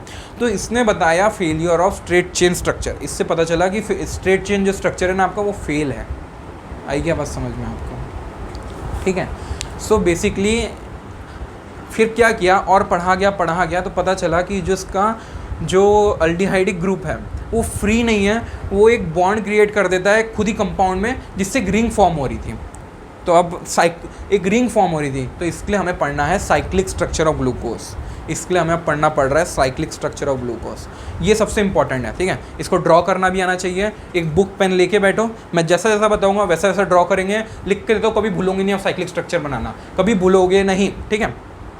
ग्लूकोज के बारे में सब समझ में आ गया ना आपको। वैसे कैसे ग्लूकोज की रिसर्च की गई, कैसे एक फाइनल प्रोडक्ट तक पहुँचे हम। थर्ड कार्बन में क्या होगा, OH लेफ्ट साइड में, और जो फिफ्थ कार्बन होगा उसका अगर राइट साइड में OH है तो D कहलाएगा, लेफ्ट साइड में तो L कहलाएगा। ये सब बात आ गई आपको समझ में। फिर पता चला कि स्ट्रेट चेन स्ट्रक्चर कुछ रिएक्शंस नहीं दे रहा था, रिएक्शन नहीं दे रहा था, तो इससे पता चला कि जो अल्डिहाइडिक ग्रुप है वो फ्री नहीं है, वो एक साइक्लिक स्ट्रक्चर बना देता है। देखो ग्लूकोज के साइक्लिक स्ट्रक्चर को पढ़ना ये चैप्टर का बहुत इंपॉर्टेंट पार्ट है। इसका स्ट्रक्चर आ गया तो बाकी सारे आपको साइक्लिक स्ट्रक्चर आ जाएंगे, DNA का हो, RNA का हो, फ्रक्टोज का हो, सारे साइक्लिक स्ट्रक्चर आप ड्रॉ करने लग जाओगे अगर इसका साइक्लिक स्ट्रक्चर सीख जाओगे तो। और मैं इतने ईजी मेथड से सिखाऊंगा ना, कभी भूलोगे नहीं जीवन में। तो क्या करो, बुक और पेन लेके बैठो मेरे साथ, एकदम ईजिली आप सीख जाओगे कि कैसे पढ़ना है इसको, ठीक। तो साइक्लिक स्ट्रक्चर ऑफ ग्लूकोज शुरू करने से पहले प्रॉब्लम आपको समझ में आ गई थी कि क्या प्रॉब्लम थी। अल्डिहाइडिक ग्रुप फ्री नहीं था, ये कंक्लूड किया हमने। क्यों फ्री नहीं था, क्योंकि वो जो शिफ्ट टेस्ट 424 DNP का टेस्ट नहीं दे रहा था। अब कैसे ड्रॉप होता है साइक्लिक स्ट्रक्चर ग्लूकोज का, एकदम अच्छे से देखो। क्या करेंगे हम, सबसे पहले ग्लूकोज का जो हमारा स्ट्रेट चेन स्ट्रक्चर था, जो स्टीरियो केमिस्ट्रिकली जो करेक्ट स्ट्रक्चर था वो ड्रॉ कर लो, ठीक है। ड्रॉ कर लो आप अपना, क्या था ऊपर अल्डिहाइड अटैच कर लो, ठीक। फिर कितने कार्बन थे, 6 कार्बन ड्रॉ कर लो, 1 2 3 4 5, और ये वाला छठवा, और ये आपका CH2 है, ये छठवा कार्बन हो गया, ठीक है। दूसरे कार्बन में क्या था, OH कहाँ, यहाँ आ गया। तीसरे कार्बन में कहाँ था, याद करो, ग्लूकोज में, ठीक है। चौथे कार्बन में यहाँ, पाँचवें कार्बन में यहाँ। पाँचवें कार्बन में याद है ना, DL पाँचवा ही कार्बन बताता था, ठीक। ये आपका ड्रॉ हो गया आपका ग्लूकोज का स्ट्रक्चर, जो स्टीरियो केमिस्ट्री के हिसाब से बराबर था। फिर उसके बाद क्या करेंगे हम, ये जो पाँचवें कार्बन का जो आपका ऑक्सीजन है, इसका लोन पेयर है, ठीक। ये क्या करेगा, ये हाइड्रोजन से लेके अपना पार्शियल निगेटिव चार्ज जनरेट करके, इसके बाद पार्शियल पॉजिटिव चार्ज है, इसके बाद पार्शियल नेगेटिव चार्ज है, ठीक। ये क्या करता है, ये इसके ऊपर अटैक करता है। क्या करता है, ये इसके ऊपर अटैक करता है। अटैक करने के बाद क्या होता है, ये जो हाइड्रोजन होता है, ये हाइड्रोजन ये ऑक्सीजन को अटैच हो जाता है, और एक हाइड्रोक्सिल ग्रुप यहाँ पे फॉर्म हो जाता है, और एक ऑक्सीजन एक रिंग बना देता है पाँचवें और पहले कार्बन के साथ, ठीक है। तो कैसे रिंग बनाता है, देखो कैसा बना, 1 2 3 4 5 और ये 6, ठीक है। इस पर क्या करेगा, देखो यहाँ पे ऑक्सीजन था, ये ऑक्सीजन इसके साथ इस तरह से बना देता है एक स्ट्रक्चर, ऐसा स्ट्रक्चर बन गया। फिर ये जो OH है ये अटैच कर दो यहाँ पे, ठीक है। ऐसे ही सेम जो ऐसा था वैसा ही अटैच बना लो यहाँ पे, पूरा सेम टू सेम, H यहाँ OH, यहाँ OH, यहाँ H, ठीक है। यहाँ क्या बनेगा, यहाँ H है, और यहाँ आपका CH2OH है, ठीक है। ऐसा स्ट्रक्चर बन जाएगा। अब इसका क्या होगा, ध्यान से देखना, ध्यान से सुनना मेरी एक बात। अब ये जो होता है ना, यहाँ का तो आपको पता था कि यहाँ पे जो पाँचवा कार्बन था उसका OH राइट साइड है, तो वो क्या कहलाता था, D, और लेफ्ट साइड होता तो L कहलाता था। वैसे ही अभी हमने जो ये फर्स्ट कार्बन पे जो अटैच किया, जो OH राइट और लेफ्ट में, किसी ने बताया कि हमें कि राइट करो कि लेफ्ट करो, नहीं बताया। तो ये हमारे ऊपर है, राइट लगाना है कि लेफ़्ट लगाना है। तो इसी के बेसिस पे और इसके आइसोमर बन जाते हैं। कैसे आइसोमर बन जाएगा ये भी बताऊंगा मैं आगे। पहले अपन इसका साइक्लिक स्ट्रक्चर ड्रॉ कर लेते हैं। कैसे साइक्लिक स्ट्रक्चर, इतना समझ में आया कि कैसे बनाया, ऑक्सीजन का अटैक करवा दिया ऊपर से और इस तरह से एक रिंग बना दी हमने ऑक्सीजन की। अब क्या करो, अब जो ग्लूकोज है वो एक्सपेरिमेंट से पाया गया 6 मेंबर्ड की रिंग होती है, 6 मेंबर्ड की मोस्ट स्टेबल रिंग होती है। 5 मेंबर की भी हो सकती है, आप पूछोगे 5 मेंबर की क्यों नहीं, 5 की भी होती है, लेकिन एक्सपेरिमेंटली पाया गया कि बहुत अनस्टेबल था। और 6 मेंबर की जो रिंग है, पायरन कहते हैं उसे, जो 6 मेंबर की रिंग होती है, 6 मेंबर्ड रिंग होती है वो पायरन कहते हैं उसे, वो मोस्ट स्टेबल होती है। 6 मेंबर्ड कैसे, देखो 5 तो कार्बन हो गए, 1 2 3 4 5 तो कार्बन हो गए, छठवा ऑक्सीजन हो गए। तो 6 मेंबर्ड की रिंग बनाना है। कैसे बनाएंगे, बेंजीन जैसा सेम। क्या करो, थोड़ा राइट मोस्ट साइड में आप ऑक्सीजन बना दो ऐसा, ठीक है, और फिर पूरा बेंजीन जैसा स्ट्रक्चर बना दो। बना दिया, ऐसा बन गए 6। 1 carbon, 2 carbon, 3 carbon, 4 carbon, 5 carbon और ऑक्सीजन छठवां मेंबर। ऐसे 6 मेंबर रिंग बन गई हमारी। परफेक्ट। अब क्या करो, यहाँ पे जो बॉन्ड दिखाया गया है इस तरह से जो बॉन्ड दिखाया गया है राइट लेफ्ट में, उसको हम दिखाएंगे स्ट्रेट लाइन से एक बॉन्ड। जैसे यहाँ पे स्ट्रेट लाइन से बॉन्ड दिखाएंगे, यहाँ स्ट्रेट लाइन, यहाँ स्ट्रेट लाइन, यहाँ स्ट्रेट लाइन, यहाँ स्ट्रेट लाइन। अब ऐसे बॉन्ड दिखाएंगे हमें। और अब ध्यान रखो, एकदम गोल्डन बात, जो इस रिंग के अंदर है, ये ऑक्सीजन से बनी हुई इस स्ट्रक्चर के अंदर है, जो वो लिखे जाएंगे नीचे की तरफ। इस खड़े जो हम लाइन में, वो लिखे जाएंगे नीचे की तरफ। जो अंदर होगा वो लिखा जाएगा नीचे की तरफ। तो OH अंदर है तो वो आ जाएगा नीचे की तरफ, H बाहर। OH अंदर है, H बाहर। ये 1 2, हाँ H। अब देखो थर्ड कार्बन में H अंदर है तो वो नीचे की तरफ, OH ऊपर की तरफ। फोर्थ कार्बन में OH नीचे की तरफ, H ऊपर की तरफ। और फिफ्थ कार्बन में देखो, अब फिफ्थ कार्बन में आपको प्रॉब्लम लग रही होगी, क्या लिखें? H और CH2H है। अब क्या, अब रिंग के अंदर तो कुछ दिख नहीं रहा सर, तो क्या लिखेंगे? जो हेवी ग्रुप है CH2H, हेवी ग्रुप है CH2H, उसको ऊपर लिखेंगे, हेवी को ऊपर लिखेंगे। क्या करेंगे हम? हेवी को ऊपर लिखेंगे। CH2OH जो है वो ऊपर चला जाएगा और जो H रहेगा वो नीचे आएगा। समझे क्या जो रिंग के अंदर है वो सब नीचे की तरफ और जो हेवी ग्रुप है वो ऊपर की तरफ। लास्ट में जो हेवी ग्रुप है वो ऊपर की तरफ। आई क्या बात समझ में? परफेक्ट, आया इतना समझ में? ठीक है। अब मैं आपको क्या बता रहा था कि ये जो होता है OH और H, ये लिखने का एक तरीका होता है। अगर OH आपका राइट साइड है, अगर आपका OH राइट साइड है, ठीक है, तो इसको कहते हैं अल्फ़ा। इसको क्या कहते हैं? अल्फ़ा। और OH आपका अगर लेफ़्ट साइड चला जाता है तो वो कहलाता है बीटा। अगर OH लेफ़्ट साइड चला गया तो ये जो यहाँ पे जो हम जब साइक्लिक स्ट्रक्चर बनाएंगे, जब रिंग बनाएंगे, तब ये जो OH है ये ऊपर चला जाएगा तो वो बीटा कहलाएगा। अभी नीचे है तो क्या कहलाएगा? अल्फ़ा। तो ये जो कंपाउंड है ये कहलाता है अल्फ़ा डी ग्लूकोज। अगर वही OH ये ऊपर चला जाता, OH अगर ये ऊपर चला जाता, ये OH अगर हम लेफ्ट में लिखते और यहाँ वो ऊपर चला जाता, तो वो कहलाता है बीटा डी ग्लूकोज। डी क्यों? 5वें कार्बन की वजह से। ठीक है, वही चीज़ मैंने यहाँ ड्रॉ करके रखा था, देख लो। क्या ये अल्फ़ा डी ग्लूकोज अच्छे से ड्रॉ करके रखा था, अल्फ़ा डी ग्लूकोज। ठीक है, मैं यही बता रहा था। अब देखो, आपने खुद पढ़ा है अल्फ़ा डी ग्लूकोज और बीटा डी ग्लूकोज। अल्फ़ा और बीटा ये जो होते हैं ना, ये स्टीरियोकेमिस्ट्री में कहलाते हैं एपीमर्स। क्या कहलाते हैं ये? एपीमर्स। और एपीमर का भी एक स्पेशल टाइप होता है एनोमर। एपीमर का भी स्पेशल टाइप क्या होता है? Anomer.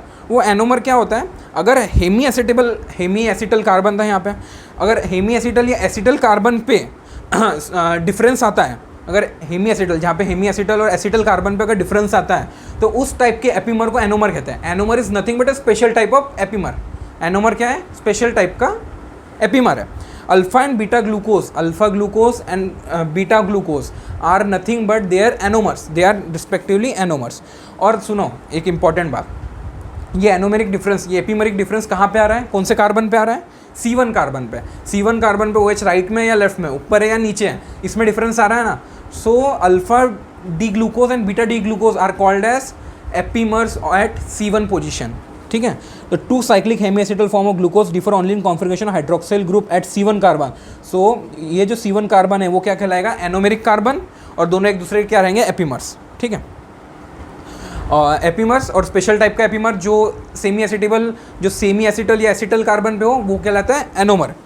Such isomers alpha form and beta form are called anomers. और मैंने अभी बताया था आपको, जो 6 मेंबर की रिंग है, ये जो 6 मेंबर की रिंग है, इसको पायरेनोस क्यों कहते हैं?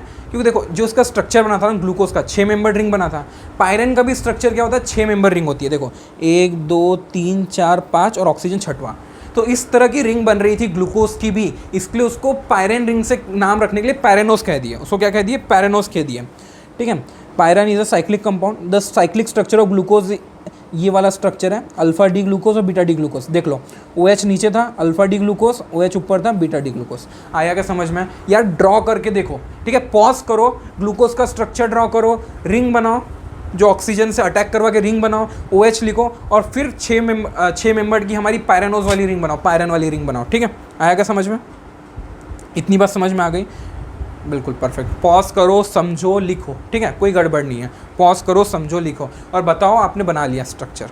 ठीक, अब देखो दूसरी बात क्या थी, एक और इम्पॉर्टेंट बात, जो अल्फा और बीटा फॉर्म है ना, क्या होता है? अगर आप एक किसी बीकर में प्योर अल्फ़ा ग्लूकोज का लोगे, पानी के अंदर प्योर अल्फ़ा फॉर्म ले लो, वो क्या करता है? वो बीटा फॉर्म में कन्वर्ट होता है। वो क्या होता है, कंटिन्यूली अल्फ़ा और बीटा में कोई स्पेसिफिक रोटेशन का फ़र्क था। जो प्लेन पोलराइज राइट थी उनको वो स्पेसिफिकली रोटेट करते थे दोनों एक दूसरे को, मतलब अल्फ़ा फॉर्म अलग से रोटेट करता था, बीटा अलग से रोटेट करता था।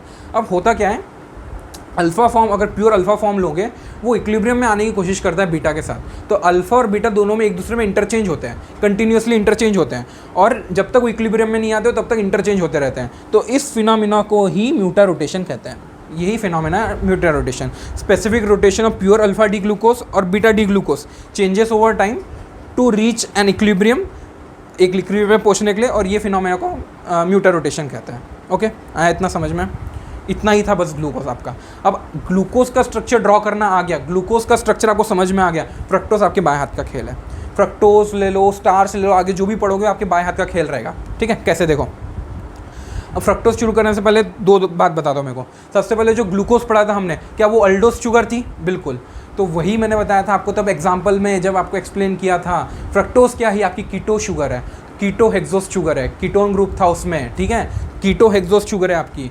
और ग्लूकोज में मैंने आपको एक बात बताया था, उसको डेक्सट्रोज बोलते थे, उसको डेक्सट्रोज बोलते थे। इस यहाँ पे फ्रक्टोज को लीवोज बोलेंगे। आपको इसका एक पॉइंट आएगा आगे, बहुत अच्छे से समझाऊंगा।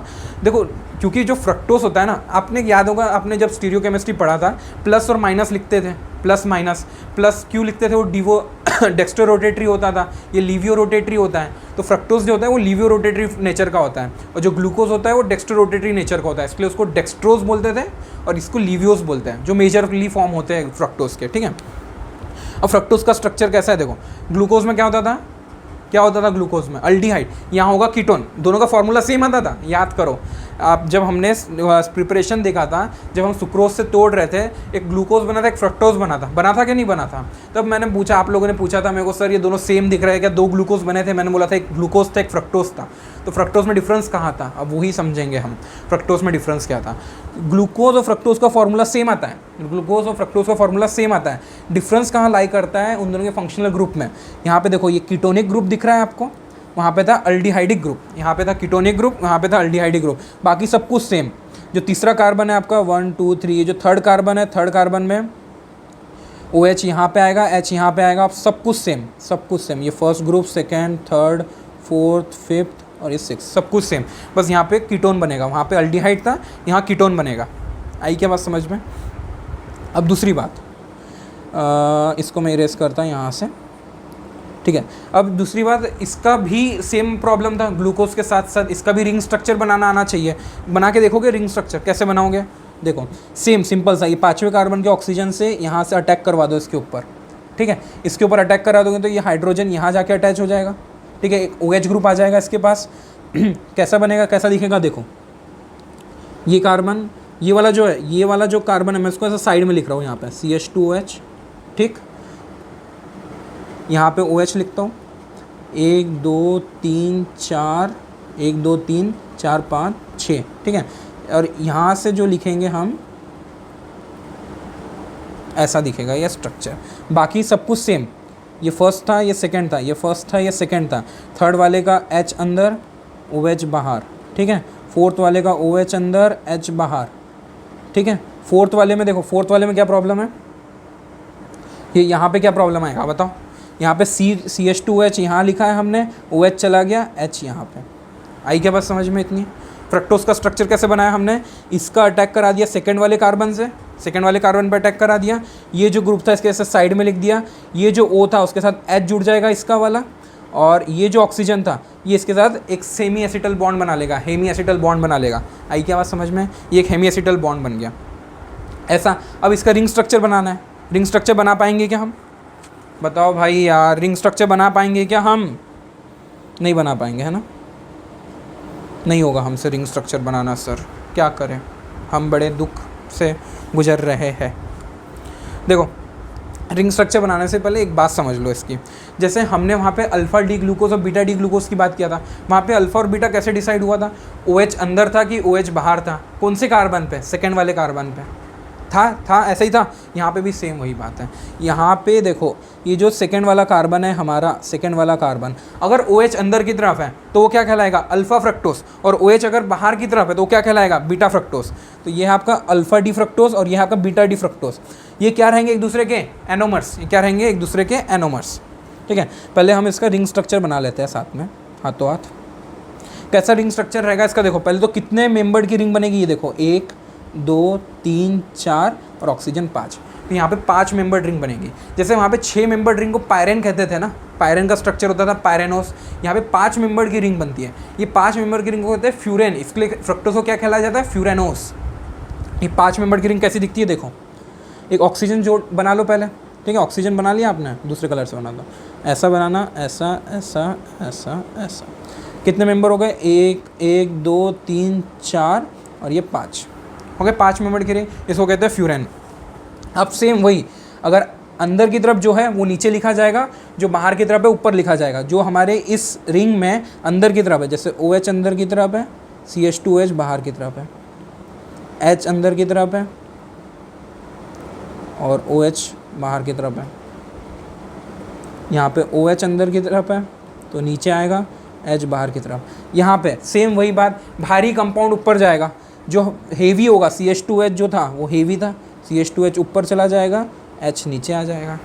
ये ऐसा बनेगा रिंग, बना के देख लो खुद। 5 मेंबर रिंग बनाओ, क्या कहेंगे उसको, फ्यूरेन कहेंगे। ओके, आई क्या बात समझ में, दोनों एनोमर। ठीक है, ये फ्यूरेन होता है आपका, इसको इसके लिए फ्यूरेनोस कहते हैं, इसके लिए उसको फ्यूरेनोस कहते हैं। क्या करना है, सेम एकदम सिंपल सा, जो रिंग के अंदर जो हमने ऑक्सीजन का अटैक कराया हो, जो रिंग के अंदर आएगा वो नीचे लिखो और बाकी ऊपर लिखो। ठीक, देखो अल्फा डी फ्यूरेनोस और बीटा डी फ्यूरेनोस को कैसे रिप्रेजेंट करते हैं। रिंग के अंदर OH था, मतलब OH नीचे आया, रिंग के अंदर, याद करो रिंग के अंदर OH था, रिंग के अंदर OH था, इसलिए साइक्लिक स्ट्रक्चर में OH नीचे आया, इसलिए साइक्लिक स्ट्रक्चर में OH नीचे आया। और रिंग के अगर बाहर OH लिखेंगे वो अल्फा था, और रिंग के अगर बाहर OH लिखेंगे तो वो ऊपर चला जाएगा और इसको कहेंगे बीटा, और ये अल्फ़ा। अब देखो दोनों का स्ट्रक्चर आपको समझ में आया। यहाँ पे इंपॉर्टेंट बात क्या है ध्यान में रखने के लिए, हम यूजुअली ग्लूकोज के बारे में तो अल्फा डी ग्लूकोज पढ़ते हैं, लेकिन फ्रक्टोज में जो बीटा डी फ्रक्टोज होता है ना, इट इज़ मोर स्टेबल। जो बीटा डी फ्रक्टोज है ना, अल्फा डी फ्रक्टोज के कंपैरिजन में ज़्यादा स्टेबल होता है। अब ऐसा क्यों, खुद समझो आप। क्योंकि देखो यार, ये जो दोनों अल्फ़ा में क्या हुआ, ये हेवी ग्रुप था और ये भी हेवी ग्रुप था, दोनों एक साइड में थे, इस वजह से वो उसको अनस्टेबल कर रहा था। बीटा में क्या, ये दोनों अपोजिट साइड में आ गए, इसके लिए वो स्टेबल होता है। तो ये ध्यान रखो, आपको पूछा जा सकता है इसमें से बीटा डी फ्रक्टोज कौन सा है, कौन सा होगा बीटा डी फ्रक्टोज, OH ऊपर। इसको और भी अच्छे से ध्यान में रखने के लिए क्या कर सकते हो आप, वैसे तो कंसेप्ट से जाएंगे हम, हमारी रिंग दिखेगी, हमको विजुअलाइज होनी चाहिए रिंग। रिंग में OH अंदर था, रिंग में OH अंदर था, राइट साइड था, मतलब वो साइकिल में क्या आएगा, नीचे की तरफ आएगा, साइकिल में क्या नीचे की तरफ आएगा, वो अल्फा कहलाएगा। ठीक है, और बीटा क्या होगा, रिंग में बाहर की तरफ आएगा OH, और वो साइकिल में ऊपर चला जाएगा, वो बीटा कहलाएगा। लेकिन वैसे भी ध्यान ना रख पाओ तो देखो, अगर CH2OH दोनों एक जैसे एक साथ दिखेंगे तो वो अल्फा है, दोनों अपोजिट दिखेंगे तो बीटा है वो। ठीक है, बीटा डी फ्रक्टोज ज़्यादा स्टेबल है। और इसको फ्रक्टोफ्यूरेनोस समझ में आ गया होगा, जैसे उसको ग्लूकोपायरेनोस बोलते थे, इसको फ्रक्टोफ्यूरेनोस बोल देंगे। ठीक है, अब और भी एक बहुत अच्छी बात बता रहा हूँ आपको, पूरे अपनी ऑर्गेनिक केमिस्ट्री पढ़ी। ठीक है, हमने पहले बताया था कि सारे के सारे मोनोसेक्राइड जो थे ना आपके, वो क्या कर रहे थे, सारे के सारे मोनोसेक्राइड रिड्यूसिंग शुगर कहलाते थे। ग्लूकोज, फ्रक्टोज, ये क्या, Benedict test, Fehling solution, Tollens test, ये सब दे रहे थे वो। ठीक है, टॉलिंस रिएजेंट को उन लोग रिड्यूस कर रहे थे। अब यार सोचो, फ्रक्टोज तो आपका कीटोन ग्रुप रखता है, फ्रक्टोज कीटोन ग्रुप रखता है, फिर भी टॉलिंस को रिड्यूस कर रहा था। वो है कमाल की बात, एक्सेप्शन का बाप, इसके लिए तो ध्यान दो, एक्सेप्शन का बाप है ये, फ्रक्टोज कीटोन ग्रुप का है, फिर भी टॉलिंस टेस्ट दे रहा है ये। ठीक है, याद रखना, सारे के सारे मोनोसेक्राइड, ग्लूकोज, फ्रक्टोज, ये क्या देते हैं आपका, टॉलिंस टेस्ट देते हैं, फेलिंग्स टेस्ट देते हैं, बेनेडिक्ट सॉल्यूशन को भी रिड्यूस कर देते हैं। ठीक है, ये हो गई बात मोनोसेक्राइड की। आई क्या बात समझ में मोनोसेक्राइड की, नहीं समझ में आया रिवर्स करो, फिर से देखो, स्ट्रक्चर आ जाना चाहिए, आगे स्ट्रक्चर का बहुत काम पड़ेगा हमें। ठीक है, स्ट्रक्चर आ जानी चाहिए। अब करते हैं बात डाइसेक्राइड्स की। किसकी बात करते हैं, डाइसेक्राइड्स की। मोनोसेक्राइड की बात कर लिया, डाइसेक्राइड इज नथिंग बट आपके ओलिगोसेक्राइड का ही पार्ट है। ओलिगोसेक्राइड में क्या हो रहा था, 2 से 10 ग्रुप मिल रहे थे, 2 से 10 मोनोसेक्राइड मिल रहे थे, तो डाइसेक्राइड इज ओलिगोसेक्राइड का ही पार्ट। अब उसमें से 2 मिलेंगे। ठीक है, अगर हाइड्रोलिसिस करने के बाद किसी कंपाउंड के 2 मोनोसेक्राइड यूनिट मिल रहे हैं तो वो आपका डाइसेक्राइड कहलाता है। क्या कहलाता है, वो आपका डाइसेक्राइड कहलाता है। एक मोनोसेक्राइड प्लस एक मोनोसेक्राइड, ठीक है। इसके एग्जांपल क्या है आपके, सुक्रोज, लैक्टोज, माल्टोज, ये इसके एग्जांपल है। याद करो सुक्रोज, सुक्रोज, सुक्रोज याद करो, सुक्रोज याद करो। सुक्रोज को जब हमने तोड़ा था, सुक्रोज को जब हमने तोड़ा था केन शुगर के मान के क्या प्रिपेयर करने के लिए, ग्लूकोज प्रिपेयर करने के लिए क्या मिला था, एक अल्फा डी ग्लूकोज मिला था, याद है क्या, अल्फा डी ग्लूकोज मिला था, बीटा डी फ्रक्टोज मिलेगा आएगा इसमें।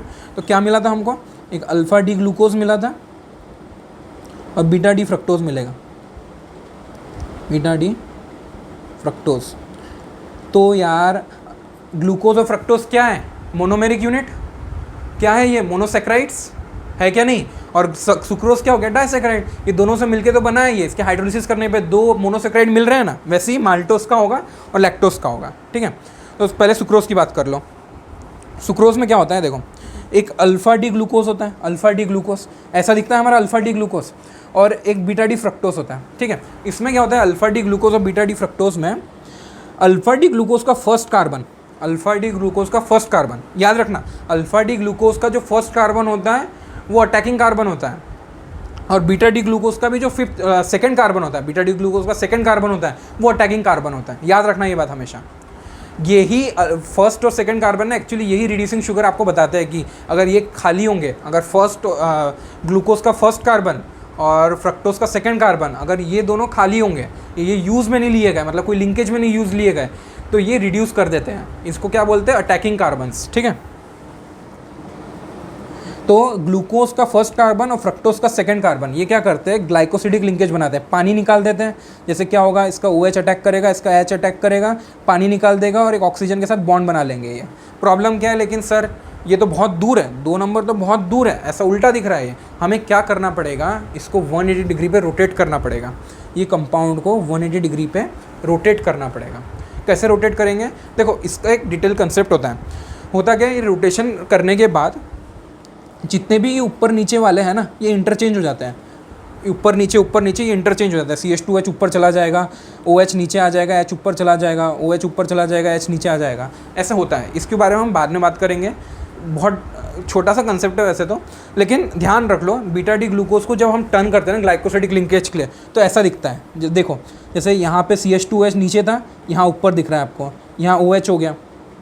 थर्ड कार्बन पे देखो OH ऊपर था, यहाँ नीचे दिख रहा है, तो ऐसे इसको टर्न कर दिया, स्ट्रक्चर वही है, बस टर्न कर दिया गया है ये पूरी, ठीक है। तो ये क्या करेगा, इसका फर्स्ट कार्बन और इसका सेकंड कार्बन ये ग्लाइकोसिडिक लिंक बना देंगे और पानी बाहर निकल जाएगा, पानी बाहर निकल जाएगा। तो इनके किसके, ग्लूकोज के फर्स्ट कार्बन ने और फ्रक्टोज के सेकंड कार्बन ने ग्लाइकोसिडिक लिंकेज बना दिया।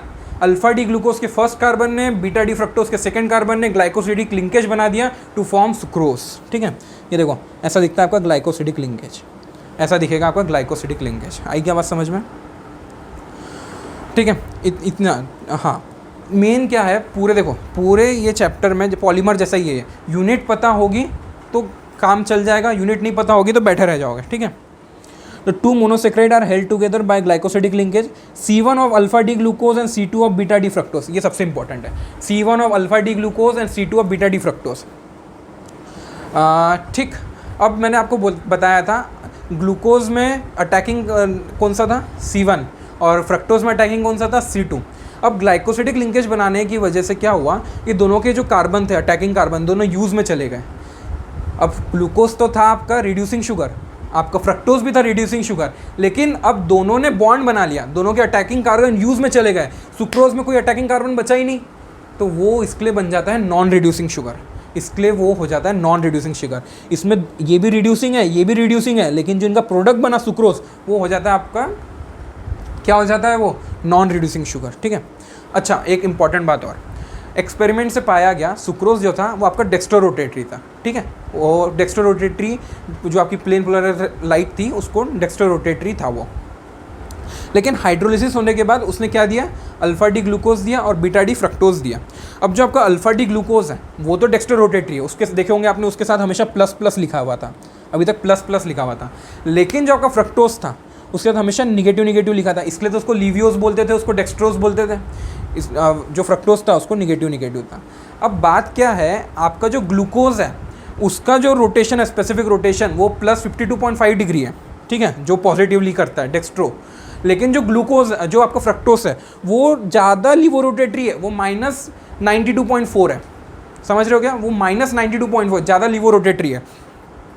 तो जो हाइड्रोलिसिस करेंगे जो मिक्सचर मिलता है वो फ्रक्टोस डोमिनेट कर जाता है, इस वजह से जो मिक्सचर होता है वो लिवोरोटेटरी का हो जाता है। सुक्रोज था आपका डेक्स्ट्रोरोटेटरी, हाइड्रोलिसिस करने के बाद जो मिक्सचर मिला वो लिवोरोटेटरी बन गया। तो इस वजह से बेटा क्या पता चला हमें, इसे इन्वर्ट शुगर कहते हैं। क्यों इन्वर्ट शुगर कहते हैं थे? जो मेन प्रोडक्ट जो मेन रिएक्टेंट था वो तो था डेक्स्ट्रोरोटेटरी, लेकिन जो मिक्सचर बना हमें प्रोडक्ट के रूप में मिला वो क्या निकल गया? लिवोरोटेटरी। ठीक है, इसलिए इसको इन्वर्ट शुगर कहते हैं। क्या ध्यान रखना है पूरे सुक्रोज में? क्या ध्यान रखेंगे? दो ही चीज़ ध्यान रखना है।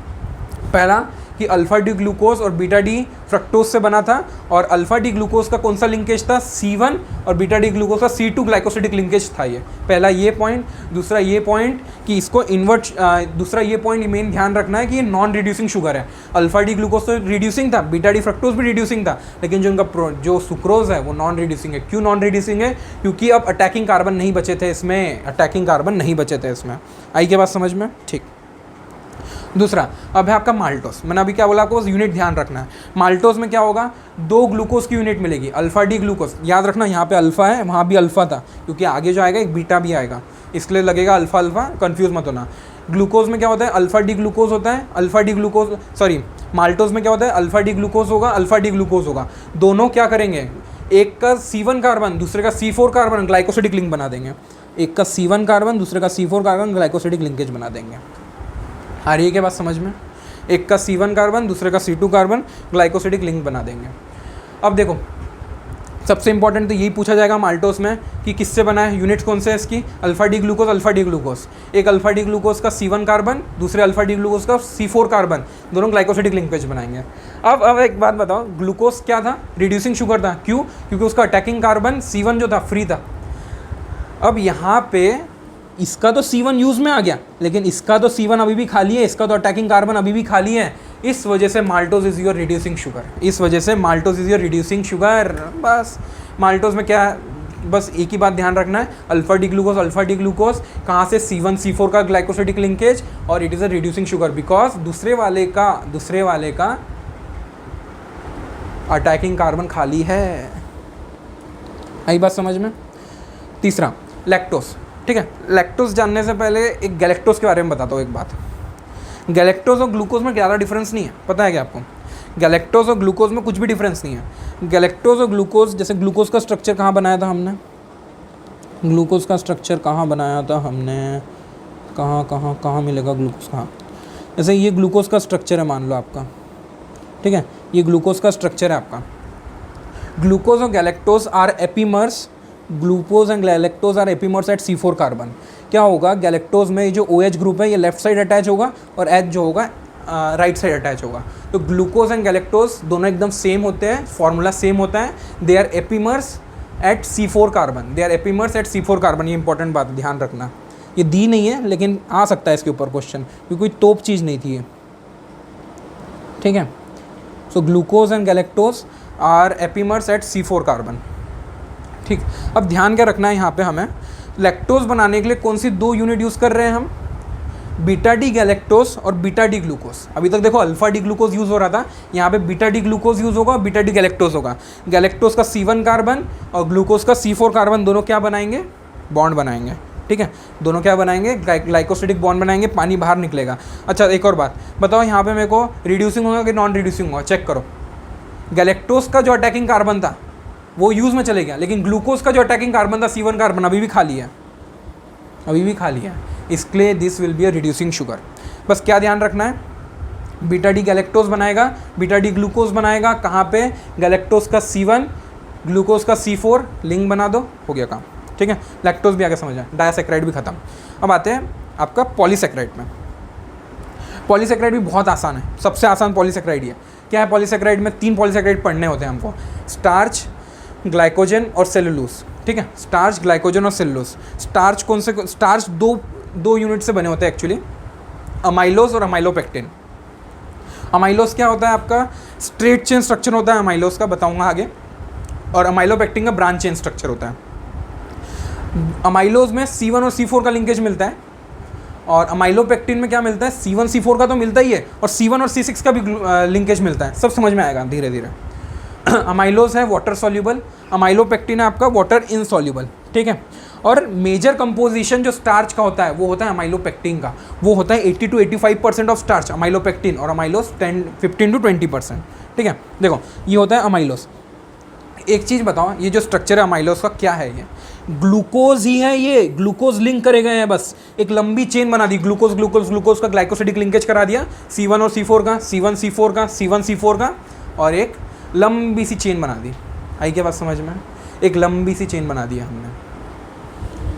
इंपॉर्टेंट बात, amylose is nothing but glucose है, कौन से ग्लूकोज है, वो भी अल्फा डी ग्लूकोज है, और C1 C4 इसमें हमने ग्लाइकोसिडिक लिंकेज बना दिया, इसलिए तो इसको अल्फा लिंक लिखा है यहाँ पे। अमाइलोज यही है, एक ऐसे स्ट्रक्चर बनता जाएगा। और अमाइलोपेक्टिन में क्या बोला था, ब्रांच स्ट्रक्चर है। ब्रांच कैसे होगा, वही देखो यहाँ पे अल्फा लिंकेज तो बन गया C1 C4 का ग्लूकोज का, अब वो 1 क्या करेगा, नीचे वाले के सेकेंड लेयर के 6 के साथ, C1 6 के साथ एक और ब्रांच बना देगा।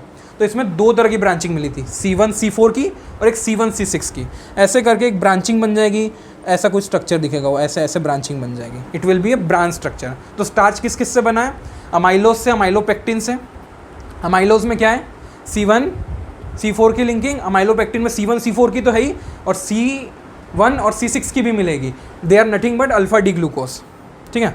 सेलुलोज, स्टार्च आ गया समझ में। अब सेलुलोज क्या है, सेलुलोज में भी कुछ भी नहीं है, यहाँ पे क्या हुआ है, सिर्फ बीटा डी ग्लूकोज लिया हमने, वहाँ पे अल्फा डी ग्लूकोज लिया था, यहाँ हमने क्या लिया, बीटा डी ग्लूकोज लिया, और 1 और 4 की लिंक बना दिया, ठीक है। Cellulose a straight chain polysaccharide compose only of beta D glucose which are joined by glycosidic linkage between C1 of one glucose unit and C4 of next glucose unit। आई क्या बात समझ में, बस इतना ही है। C1 एक ग्लूकोज का, C4 दूसरे ग्लूकोज का, बीटा डी ग्लूकोज लेंगे यहाँ पे। ग्लाइकोजन क्या है, देखो ग्लाइकोजन तो और कुछ भी नहीं है, अमाइलोपेक्टिन पढ़ा था हमने, अमाइलोपेक्टिन ही है ग्लाइकोजन, सिर्फ इसमें क्या होगा, और भी ज़्यादा ब्रांचिंग होगी, जहाँ पे जैसे 2 लेयर थी उसमें और भी लेयर्स रहेगी, और भी ज़्यादा ब्रांचिंग होगी, ठीक है, ग्लाइकोजन में। सो ग्लाइकोजन इसको एनिमल स्टार्च बोलते हैं, सब एक और इम्पॉर्टेंट बात, और ये हाईली ब्रांच्ड है, ग्लाइकोजन यीस्ट और फंगी में पाया जाता है, बस इतना ध्यान रखना है। आई क्या बात समझ में, स्टार्च, सेलुलोज, ग्लाइकोजन। स्टार्च में alpha D glucose, amylose, amylopectin. Cellulose में क्या था, beta D glucose, C1 C4, और ग्लाइकोजन इज अमाइलोपेक्टिन और ज़्यादा हाईली ब्रांच, बस इतना ही है, ठीक है, आया समझ में, वेल डन। चलो अमाइलोपेक्टिन भी हो गया अब अपना। अब चैप्टर हमारा एंड पोजीशन पे आ चुका है, बस हमें अब क्या पढ़ना है, प्रोटीन पढ़ना है और न्यूक्लिक एसिड पढ़ना है। जल्दी जल्दी पढ़ेंगे, सब कुछ आता है प्रोटीन और न्यूक्लिक एसिड में, आता है मतलब नहीं भी आता है तो ज़्यादा कुछ है ही नहीं इसमें पढ़ने के लिए, ठीक है। प्रोटीन पढ़ने के लिए पहले जान लेते हैं प्रोटीन क्या है। प्रोटीन क्या है, वो जो बॉक्स में लेते हो आप, प्रोटीन बार खाते हो, योगा बार खाते हो, वो प्रोटीन होता है, हाँ वही प्रोटीन होता है, ठीक है। प्रोटीन की एक्चुअली साइंटिफिक डेफिनेशन क्या है प्रोटीन की, देखो protein are the polymers of alpha amino acid. Polymer क्या है, आपने पढ़ के आया है, पॉलीमर में क्या होता है, छोटे छोटे मोनोमेरिक यूनिट्स जुड़ जाती है जिससे बहुत एक बड़ा सा पॉलीमर बन जाता है। तो प्रोटीन क्या है, एक पॉलीमर है, किसका, अल्फा अमीनो एसिड का। अब अमीनो एसिड क्या है, अल्फा क्या है, सब बताता हूँ, अल्फा क्या होता है, अमीनो एसिड क्या होता है, सब आएगा। पहले प्रोटीन को जान लो। प्रोटीन जो आया था ना, एक ग्रीक वर्ड था प्रोटियोस। प्रोटियोस जो ग्रीक वर्ड है ना, उसका एक इम्पॉर्टेंस, उसका मतलब क्या होता है कि समथिंग ऑफ प्राइम इम्पॉर्टेंस, ऐसी कोई चीज़ जिसका बहुत ज़्यादा इंपॉर्टेंस है हमारे लाइफ में,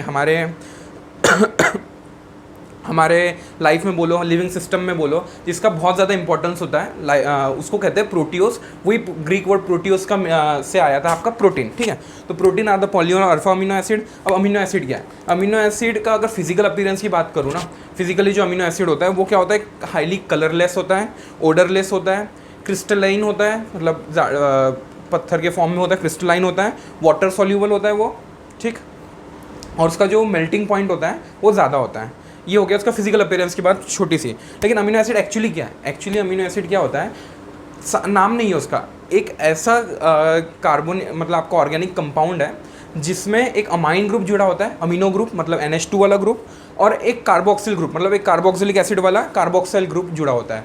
उससे किससे जुड़ा होगा, एक ये कार्बन से जुड़ा है, आपका दिख रहा है क्या आपको, ये कार्बन से एक आपका कार्बोक्सिल ग्रुप और एक अमीनो ग्रुप जुड़ा है। और ये R क्या है, ये आर ही वेरी करेगा अलग अलग अमीनो एसिड बनाने के लिए। ये आर बदलता जाएगा बदलता जाएगा बदलता जाएगा और डिफरेंट डिफरेंट अमीनो एसिड बनते जाएंगे, अलग अलग नाम आता जाएगा उसको। ये आर ही, ये रेसिड्यू कार्बन जो होता है ना आपकी, ये चेन यही बताता है कि आगे क्या होगा। इसको रेसिड्यू चेन के लिए भी बोला जाता है। यही आर चेंज होगा और अलग अलग अमीनो एसिड मिलेंगे। तो अमीनो एसिड के क्या मेन कंपोनेंट होते हैं? एक तो अमीनो ग्रुप होता है, उसमें क्या होता है, एक अमीनो ग्रुप NH2 ग्रुप होता है और एक कार्बोक्सिलिक एसिड वाला ग्रुप होता है COH, ठीक है। ये जुड़ के अमीनो एसिड बनाता है। आई क्या बात इतनी समझ में? ठीक। उसके बाद एक इम्पॉर्टेंट बात ये थी, अमीनो एसिड भी बहुत प्रकार के होते हैं, अल्फ़ा, बीटा, गामा, डेल्टा, ऐसे ऐसे अमीनो एसिड होते हैं। हमारे काम के नहीं है वो क्या होते हैं, हमारे काम का बस अल्फा अमीनो एसिड है। वो क्या होता है, रिलेटिव पोजीशन है ना जो कार्बोक्सिलिक ग्रुप की और अमीनो ग्रुप की, ये चेंज होती जाती है और उसका नाम बदलते जाता है, alpha amino acid, beta amino acid, gamma amino acid, ठीक है। हमारा बस काम का अल्फा अमीनो एसिड है, क्योंकि नेचुरली ऑकरिंग जो होता है वो अल्फा अमीनो एसिड ही आता है। ओके, अब देखो, आपको आपके NCERT में एक टेबल दी है ये 20 अमीनो एसिड्स की। डर गए क्या देख के? मत डरो, टेंशन मतलब, बता रहा हूँ सब, टेंशन मतलब। ये अल्फा अमीनो एसिड की 20 स्ट्रक्चर दी हुई है आपको। अब जैसे मैंने आपको बताया था कि ये जो R है, ये R है, ठीक। ये R को चेंज करेंगे, डिफरेंट डिफरेंट अमीनो एसिड बनेंगे। जैसे अब देखो, ये R की जगह H लगा देंगे हम, ये R की जगह H लगा देंगे, तो आपका क्या बन जाएगा, ग्लाइसिन। ग्लाय और G उसका 1 लेटर कोड होता है, ठीक है। और वही उसकी जगह मिथाइल ग्रुप जोड़ देंगे वो R की जगह, तो आपका एलेनिन बन जाएगा। वो इथाइल ग्रुप जोड़ देंगे तो वेलेनिन बन जाएगा। उसके बाद ऐसे ऐसे अलग अलग ल्यूसिन बन जाएगा, आइसोल्यूसिन बन जाएगा। इथाइल जोड़ो, प्रोपाइल जोड़ो, ऐसे डिफरेंट डिफरेंट ग्रुप जोड़ोगे, आर की जगह, रेसिड्यू कार्बन की जगह अलग अलग ग्रुप बनते जाएंगे, अलग अलग अमीनो एसिड मिलता जाएगा हमें। अब क्या सर हमें ये इतने सारे याद करने हैं? नहीं, हमें ध्यान रखने हैं स्ट्रक्चर भी नहीं, इनके नाम और ये 3 के स्ट्रक्चर, ग्लाइसिन, एलेनिन, वैलिन के स्ट्रक्चर याद रखने हैं आपको, और ये नाम याद रखने हैं। अब ये नाम भी याद नहीं रखे जाते ना, तो ये स्टार लगा लो। ये स्टार वाले तो आपको ध्यान रखने ही रखने हैं, सिर्फ नाम ध्यान रखने हैं आपको। और वो नाम कैसे ध्यान रखने हैं, ये स्टार वाले ही क्यों याद रखना है वो भी बताता हूँ, एक रीज़न है उसके पीछे। और ये क्यों याद रखने हैं, देखो इसके ऊपर क्वेश्चन ये नहीं आएगा कि इनमें से इसका ग्लाइसिन का स्ट्रक्चर क्या है, एलेनिन का स्ट्रक्चर क्या है। इसके ऊपर क्वेश्चन आएगा आपका, इसमें से जो क्लासिफिकेशन होगा ना अमीनो एसिड का, इसेंशियल नॉन इसेंशियल में, तो ये जो स्टार है वो भी बता दो कि क्या होते हैं। तो उसके ऊपर डायरेक्ट क्वेश्चन आएगा कि in which of the following is a essential amino acid, non essential amino acid कौन सा बेसिक एसिड है, वो बताऊँगा। बहुत ईजी ट्रिक है उसकी, ये ध्यान रखने हमें। स्ट्रक्चर किसके ध्यान रखो, ग्लाइसिन, एलेनिन, वैलिन के, बस इतने काफ़ी है, स्ट्रक्चर याद रख लो, ठीक। और बाकी एक बार इसको पढ़ लो, कौन से इंपॉर्टेंट है, glycine, alanine, valine, leucine, isoleucine, phenyl एनेलिन, lysine, aspartic acid, glutamic acid, arginine और हिस्टिडीन, ठीक है। ये इतने नाम याद रखना। हाँ, और एक बात और, अल्फ़ा अमीनो एसिड देखो इस तरह से, ये आपका अल्फ़ा अमीनो एसिड है, ठीक। ये अल्फ़ा अमीनो एसिड ही आपके नेचुरली ऑकरिंग अमीनो एसिड थे, ये बताया था मैंने आपको।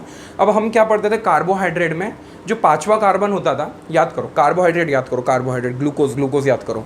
ग्लूकोज का जो 5वां कार्बन होता था वो अगर राइट साइड होता था, ग्लूकोज का जो 5वां कार्बन होता था वो अगर राइट साइड होता था उसको हम डी ग्लूकोज नाम देते थे, और लेफ्ट साइड होता था तो एल ग्लूकोज नाम देते थे। वैसे ही यहाँ पे है, अगर ये NH2 ये अगर राइट साइड है तो इसको डी अमीनो एसिड नाम देंगे। अगर लेफ्ट साइड आ जाए, ये अगर लेफ़्ट साइड आ जाए तो इसको एल अमीनो एसिड देंगे। वही डी राइट आता है, एल लेफ्ट आता है। और जो होता है हम यूजुअली एल अमीनो एसिड ही पढ़ते हैं। एल अमीनो एसिड क्यों पढ़ते हैं, क्योंकि ये नेचुरली ऑकरिंग होते हैं, ठीक है। ज़्यादातर एल अमीनो एसिड ही पाया जाता है। और हाँ, और अल्फ़ा अमीनो एसिड हम क्यों पढ़ते हैं, जितने भी प्रोटीन होते हैं ना वो अल्फ़ा अमीनो एसिड से बने होते हैं। प्रोटीन में अल्फ़ा अमीनो एसिड ही पाया जाता है, और अल्फ़ा अमीनो एसिड में भी, और जो नेचुरली ऑकरिंग अमीनो एसिड है एल अमीनो एसिड, जहाँ पे NH2 लेफ्ट साइड में होगा आपके स्टीरियो केमिस्ट्री के हिसाब से, ठीक है। अब अमीनो एसिड आपने जान लिया क्या है अमीनो एसिड। अमीनो एसिड में अमाइन ग्रुप है, कार्बोक्सिलिक एसिड का ग्रुप है। लेकिन अमीनो एसिड, ग्लाइसिन, वैलिन, सब नाम भी बता दिया मैंने आपको। लेकिन जो हमें ध्यान रखना है, जिसके ऊपर अमीनो एसिड के ऊपर क्वेश्चन आएगा, वो किसके ऊपर आएगा कि क्लासिफिकेशन क्या अमीनो एसिड का। देखो अमीनो एसिड 2 तरह से क्लासीफाई किए जा सकते हैं। एक तो उनके कैरेक्टर मतलब इसेंशियल है कि नॉन इसेंशियल है। अब देखो इसेंशियल नॉन इसेंशियल का मतलब समझो क्या होता है। और जो मैंने स्टार किया था ना वही चीज़ है यहाँ पे, जो स्टार किया था ना मैंने, ये जितने भी स्टार किया था ना, ये इसेंशियल अमीनो एसिड थे। ये याद रखने हैं हमें। क्यों याद रखने हैं, देखो इसेंशियल और नॉन इसेंशियल का मतलब क्या है। इसेंशियल अमीनो एसिड वो होते हैं जो हमारी बॉडी सिंथेसाइज नहीं कर सकती, जो हमारी बॉडी सिंथेसाइज नहीं करती, इसको हमें बाहर डाइट के थ्रू लेना पड़ेगा, उसको हमें बाहर से डाइट के थ्रू लेना पड़ेगा। और नॉन इसेंशियल वर्ड क्यों यूज़ किया, हमारी बॉडी खुद सिंथेसाइज कर सकती है, उसको हमें डाइट के थ्रू नहीं लेना पड़ेगा। वही बात हो गई ना, घर की मुर्गी दाल बराबर। अपनी बॉडी जो अमीनो एसिड खुद बना रही है उसको हमने क्या नाम दे दिया, नॉन इसेंशियल। भाई तू अपने आप बन रही है अपनी बॉडी में, मेरे को मतलब नहीं तेरे से। और इसेंशियल हमने किसको नाम दिया, जिसकी हमारे को ज़रूरत है, जो हमारी बॉडी नहीं बना पा रही है, हमको बाहर से लेना पड़ रहा है, वो होगा हमारे इसेंशियल अमीनो एसिड। तो ये जो इसेंशियल अमीनो एसिड है ये हमें याद रखना है पूरे के पूरे। कैसे याद रखेंगे, वो ट्रिक बना लो अपनी, जो भी बनाना है, ज़्यादा टफ नहीं है, बहुत छोटे छोटे नाम है, valine, leucine, isoleucine, phenylalanine, lysine, arginine और हिस्टिडिन। ठीक है, ये आपके क्या है, इसेंशियल अमीनो एसिड, ये याद रखना है आपको। डायरेक्ट क्वेश्चन आ जाएगा, विच of the following is essential amino acid, नाम दे देंगे, ग्लाइसिन दे देगा आपको, एलेनिन दे देगा, वैलिन दे देगा, एस्पार्टिक एसिड दे देगा, ग्लूटामिक एसिड दे देगा। तो your answer should be valine, अगर वैलिन आया ऑप्शन में तो। ठीक है, ये याद रखना है। क्या बस कितना याद रखना है, इसेंशियल याद रख लो, बाकी कुछ भी याद मत रखो। इसेंशियल अमीनो एसिड कौन से याद रख लो, valine, leucine, isoleucine, phenylalanine, lysine और आपके आर्जिनिन, हिस्टिडिन। ठीक है, ये याद रख लो।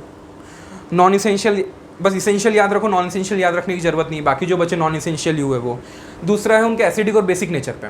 अब एसिडिक और बेसिक नेचर कैसे डिसाइड होता है अमीनो एसिड का, बहुत आसान है वो भी। देखो, दो ग्रुप मिलते थे, एक कार्बोक्सिलिक एसिड का ग्रुप मिलता था COH, और एक अमाइन का ग्रुप मिलता था NH2 का।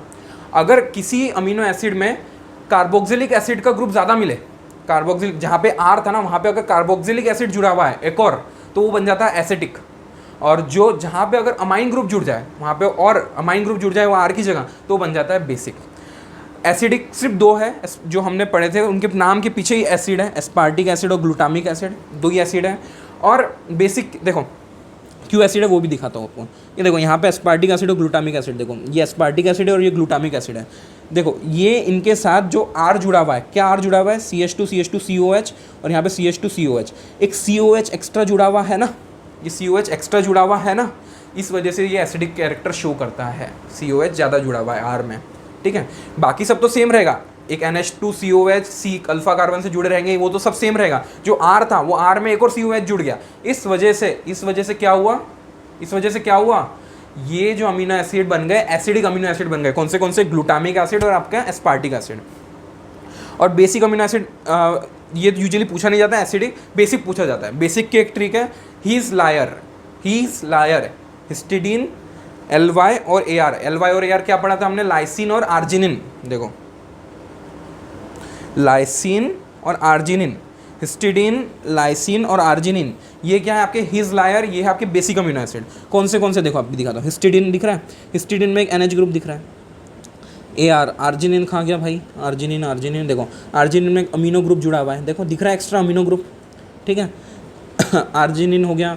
लाइसिन कहाँ गया, देखो यहाँ पे भी एक अमीनो एसिड दिख रहा है आपको, तो एक्स्ट्रा अमीनो एसिड है वहाँ पे R की जगह, तो इस वजह से वो बेसिक कैरेक्टर शो करने लग जाता है। तो आपको क्या याद रखना है, एसिडिक में तो नाम में एसिडिक है, ग्लूटामिक एसिड, एस्पार्टिक एसिड, सिर्फ आपको बेसिक याद रखना है। बेसिक में क्या क्या है, हिज लायर, हिस्टिडीन, लाइसिन और आर्जिनिन। और उसमें भी जो आर्जिनिन है वो भयानक बेसिक है, अगर उसमें भी पूछा जाए आपको मोस्ट बेसिक कौन है, तो आर्जिनिन भयानक बेसिक है। ठीक, हिस्टिडीन, लाइसिन, आर्जिनिन, ये याद रखेंगे हम। बाकी जितने भी अमीनो एसिड है वो सब न्यूट्रल अमीनो एसिड है। ओके, अब न्यूट्रल अमीनो एसिड है ना, एक वर्ड है ना, बहुत अच्छा है ये। मैं इसके ऊपर एक बात बताऊंगा आपको। अमीनो एसिड को क्या होता है, जब भी हम एक्वस सॉल्यूशन में रखते हैं, क्या किस में रखते हैं, एक्वस सॉल्यूशन में रखते हैं, तो नाइदर अमाइन की तरह बिहेव भी नहीं करता है वो, ना कार्बोक्सिलिक एसिड की वजह से एसिड की तरह भी बिहेव नहीं करता है। जो अमीनो एसिड्स होते हैं वो ऐसा क्यों होता है, ये जो क्लासिफिकेशन है वो डिफरेंट था, एसिडिक बेसिक वो उनके एक्चुअल नेचर के ऊपर हमने डिसाइड किया था। लेकिन एक्वस सॉल्यूशन की बात करेंगे हम, जो जिसके बात मतलब जिसकी वजह से पूरी चीज़ें होती हैं। अब एक्वस सॉल्यूशन की बात करेंगे। एक्वस सॉल्यूशन में क्या होता है, वो ना ही एसिड की तरह बिहेव करता है, ना ही बेस की तरह बिहेव करता है, वो सॉल्ट की तरह बिहेव करता है।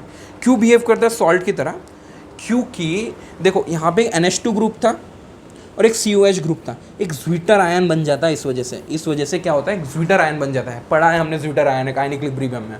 ठीक है, तो ज्विटर आयन बन जाता है। ये ज्विटर आयन कैसे बनता है, देखो यहाँ का जो एक्स्ट्रा प्रोटॉन था, COH ग्रुप का जो प्रोटॉन था, वो क्या करता है, वो निकल जाता है और NH2 उसको एक्सेप्ट कर लेता है। तो यहाँ पे निकलने की वजह से ये इलेक्ट्रॉन दे के निकला, तो यहाँ पे क्या आ जाता है, एक माइनस आ जाता है, और ये इसको एक्सेप्ट कर लेता है प्रोटॉन को, तो यहाँ पे एक प्लस आ जाता है, तो NH3 प्लस हो जाता है और CO माइनस हो जाता है। ये होता है आपका ज्विटर आयन। अब ज्विटर आयन की वजह से वो एसिड के साथ भी रिएक्ट कर सकता है और बेस के साथ भी रिएक्ट कर सकता है। इस वजह से they behave like a salt. Salt कैसे बिहेव करते हैं बताओ, एसिड के साथ भी रिएक्ट कर सकते हैं, बेस के साथ भी रिएक्ट कर सकते हैं। ठीक है, वो आयन क्रिएट कर लेंगे। यही बताना था आपको मुझे ज्विटर आयन में, ये पढ़ो यहाँ पे। In zwitter ionic form, amino acids show amphoteric behavior. Amphoteric behavior. They react with both acids and bases. ये इंपॉर्टेंट बात थी। अमीनो एसिड ना एसिड की तरह बिहेव करते हैं ना बेस की तरह बिहेव करते हैं, वो बिहेव करते हैं आपके सॉल्ट्स की तरह, एम्फोटेरिक बिहेवियर शो करते हैं। ठीक है, ये एक इंपॉर्टेंट बात है, लेकिन उसको कंफ्यूज मत करना एसिडिक और बेसिक नेचर के क्लासिफिकेशन से। वो उनका क्लासिफिकेशन किया गया था, ये उनका एक्वस सॉल्यूशन में नेचर है, किस तरह रिएक्ट करते हैं वो है ये। ठीक है, और इंपॉर्टेंट बात, एक बात देखो, अब यहाँ पे हमने जब पढ़ा था अल्फ़ा कार्बन में, यहाँ पे हमने अल्फ़ा कार्बन देखो चारों ग्रुप डिफरेंट अगर अटैच्ड हो, ये देखो इसके साथ H अटैच है, ये कार्बन से, अल्फ़ा कार्बन से एक कार्बोक्सिल ग्रुप अटैच है, एक अमीनो ग्रुप अटैच है। यहाँ पे कार्बन पे अब डिफरेंट ग्रुप अटैच होने की वजह से ये क्या दिखाता है, ऑप्टिकली एक्टिव बन जाता है, ये कायरल सेंटर बन जाता है। लेकिन अगर यहाँ पे सिर्फ एक H अटैच कर दे, जैसे कि ग्लाइसिन में होता है, क्या होता है, सिर्फ H अटैच हो जाता है, तो यहाँ पे 2 H हो जाएंगे, सिमेट्रिक हो जाएगा ये कार्बन। तो सिमेट्रिक होने की वजह से ग्लाइसिन को छोड़ के बाकी जितने भी अमीनो एसिड है वो ऑप्टिकली एक्टिव होता है। तो एक एक्सेप्शन है, भयानक इंपॉर्टेंट एक्सेप्शन है, glycine is your optically inactive. Except glycine, all other naturally occurring alpha amino acid are optically active since the alpha carbon atom is asymmetric. These exist both in D and L forms. Most naturally occurring amino acids have L configuration. बता दिया था आपको मैंने। L amino acid are written by NH2 on left side. बस इतना पढ़ना था हमको अमीनो एसिड के बारे में। ठीक है, अमीनो एसिड समझ में आ गया। प्रोटीन को मैंने क्या बोला था, protein are the polymer of amino acid. अब ये पॉलीमर हुए तो जुड़ते होंगे, एक अमीनो एसिड दूसरे अमीनो एसिड से किस तरह तो जुड़ता होगा, किसी तरह तो जुड़ता होगा। तो किस तरह जुड़ता है, वो होता है आपका पेप्टाइड बॉन्ड के थ्रू। वो 2 अमीनो एसिड जुड़ के एक पेप्टाइड बॉन्ड को फॉर्म कर देते हैं, पेप्टाइड बॉन्ड का फॉर्मेशन हो जाता है। दैट पेप्टाइड बॉन्ड का formation will lead to making of your protein. That peptide bond formation leads to making of your protein. ठीक है, बहुत सारे अमीनो एसिड जुड़ते हैं, प्रोटीन बन जाता है। कैसे, देखो, एक अमीनो एसिड के पास सारे अमीनो एसिड का एक अमाइन ग्रुप होगा, एक कार्बोक्सिलिक ग्रुप होगा। तो किसी एक अमीनो एसिड का कार्बोक्सिलिक ग्रुप दूसरे के अमाइन ग्रुप के साथ रिएक्ट करेगा, एक अमीनो एसिड का कार्बोक्सिलिक ग्रुप दूसरे अमाइन ग्रुप के साथ रिएक्ट करेगा, पेप्टाइड बॉन्ड बनाएगा, पानी बाहर निकालेगा, और ऐसा ये देखो इसका COH ग्रुप, ये क्या है आपका, मान लो ये कुछ है और ये कुछ है आपका। इसने क्या किया, ये R1 है आपका, ये R2 है। इसका क्या किया, इसका कार्बोक्सिलिक एसिड और इसका अमाइन दोनों ने क्या किया, रिएक्शन की, पानी बाहर निकाला और पेप्टाइड लिंकेज बना दिया। ये देखो NH ने यहाँ के O से जाके, यहाँ के कार्बन से जाके लिंक बना दिया। ठीक है, आई क्या बात समझ में, C डबल बॉन्ड O, यहाँ का OH और H निकल गया, पानी बाहर निकल गया, NH ने कार्बन के साथ बॉन्ड बना दिया और ये बन गया आपका एक पेप्टाइड लिंकेज से 2 अमीनो एसिड जुड़ गए।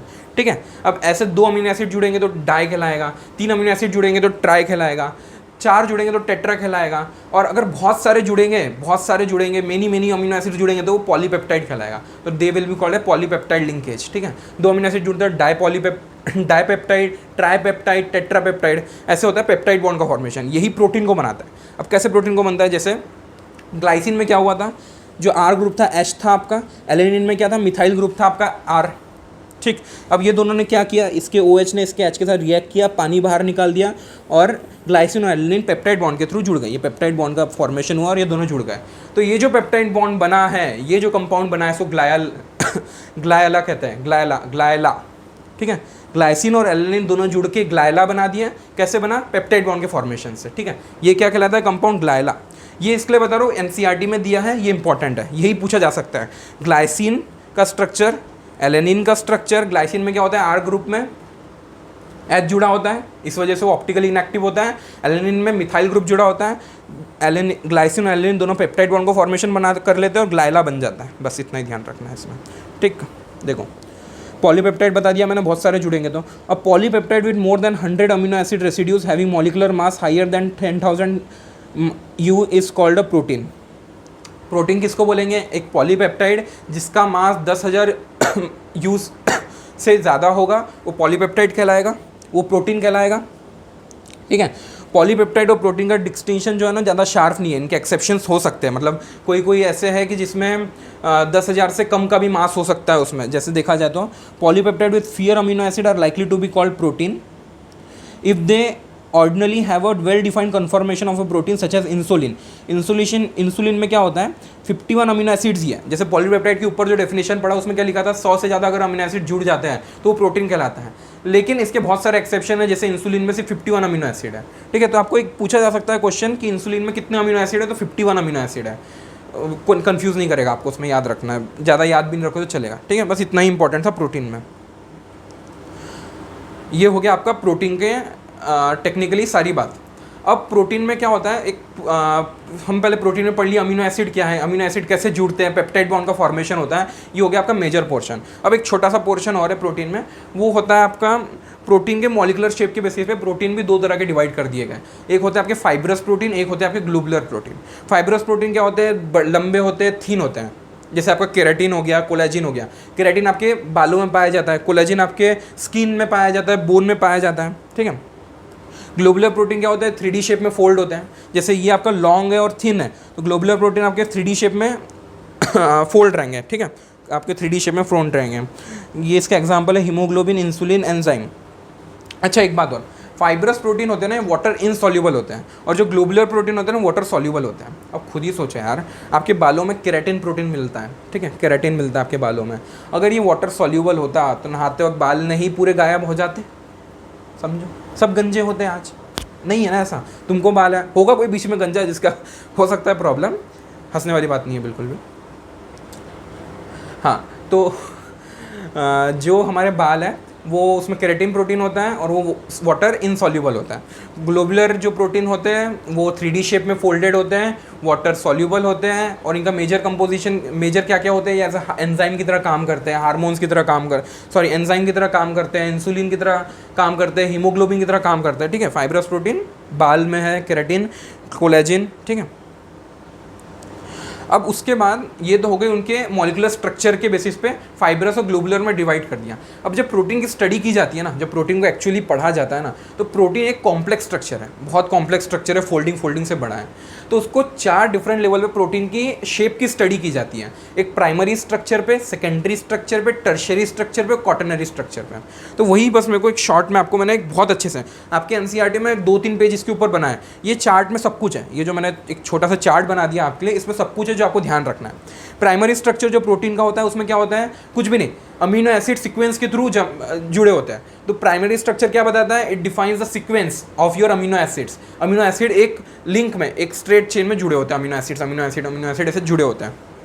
ठीक है, जैसे ऐसा दिखेगा आपका प्राइमरी स्ट्रक्चर, अमीनो एसिड एक चेन के थ्रू जुड़े होंगे। प्राइमरी स्ट्रक्चर क्या बताता है, they defines the sequence of amino acid, कैसे कौन सा अमीनो एसिड किस सीक्वेंस में जुड़ा है। भाई ये सीक्वेंस बहुत इंपॉर्टेंट चीज़ होती है। एक सीक्वेंस इधर का उधर हो गया ना, प्रोटीन का खेल खत्म, समझ लो। ठीक हो गया प्राइमरी स्ट्रक्चर। सेकेंडरी स्ट्रक्चर में क्या होता है, सेकेंडरी स्ट्रक्चर डिनोट करता है शेप को, आपके प्रोटीन का शेप किस तरह से आएगा, शेप किस तरह से आएगा। जैसे हमने प्राइमरी स्ट्रक्चर में क्या पढ़ा था कि अमीनो एसिड एक दूसरे से जुड़े होते हैं, किस तरह के थ्रू, किसके थ्रू, पेप्टाइड लिंकेज के थ्रू। अब क्या होता है, सेकेंडरी स्ट्रक्चर में 2 तरह के शेप देखने मिलते हैं, एक अल्फा हेलिक्स शेप देखने मिलता है और एक बीटा प्लेटेड शीट देखने मिलती है। अल्फा हेलिक्स शेप मतलब ये देखो, इस तरह का एक अल्फा हेलिक्स बना देगा, हेलिकल शेप बना देगा, जैसे हेलिकल शेप दिख रहा है ना, this is your alpha helix of protein. Alpha helix को राइट हैंडेड स्क्रू जैसा आप देखा जाता है कि राइट हैंड में जो स्क्रूड होता है ना, उस तरह से अल्फा हेलिक्स को दिखा दिया। बीटा प्लेटेड शीट में क्या होगा, इस तरह से एक बीटा प्लेटेड शीट बनेगी। ठीक है, ये क्या होते हैं, एक दूसरे से हाइड्रोजन बॉन्डिंग देखने मिलती है इसमें। तो प्राइमरी स्ट्रक्चर में क्या देखने मिली थी हमें, पेप्टाइड लिंकेज, यहाँ पे हाइड्रोजन बॉन्डिंग देखने मिलती है, और 2 तरह की स्ट्रक्चर मिलती है, अल्फा हेलिक्स और बीटा प्लेटेड शीट। ये आपकी बीटा प्लेटेड शीट जैसा स्ट्रक्चर है, ये अल्फा हेलिक्स का स्ट्रक्चर है। ये हो गया आपका सेकेंडरी स्ट्रक्चर। टर्शियरी में क्या होता है, पहले हो गया प्राइमरी, उसमें और फोल्डिंग करी गई, प्राइमरी स्ट्रक्चर में और फोल्डिंग हो गई और एक फोल्डिंग हो गई।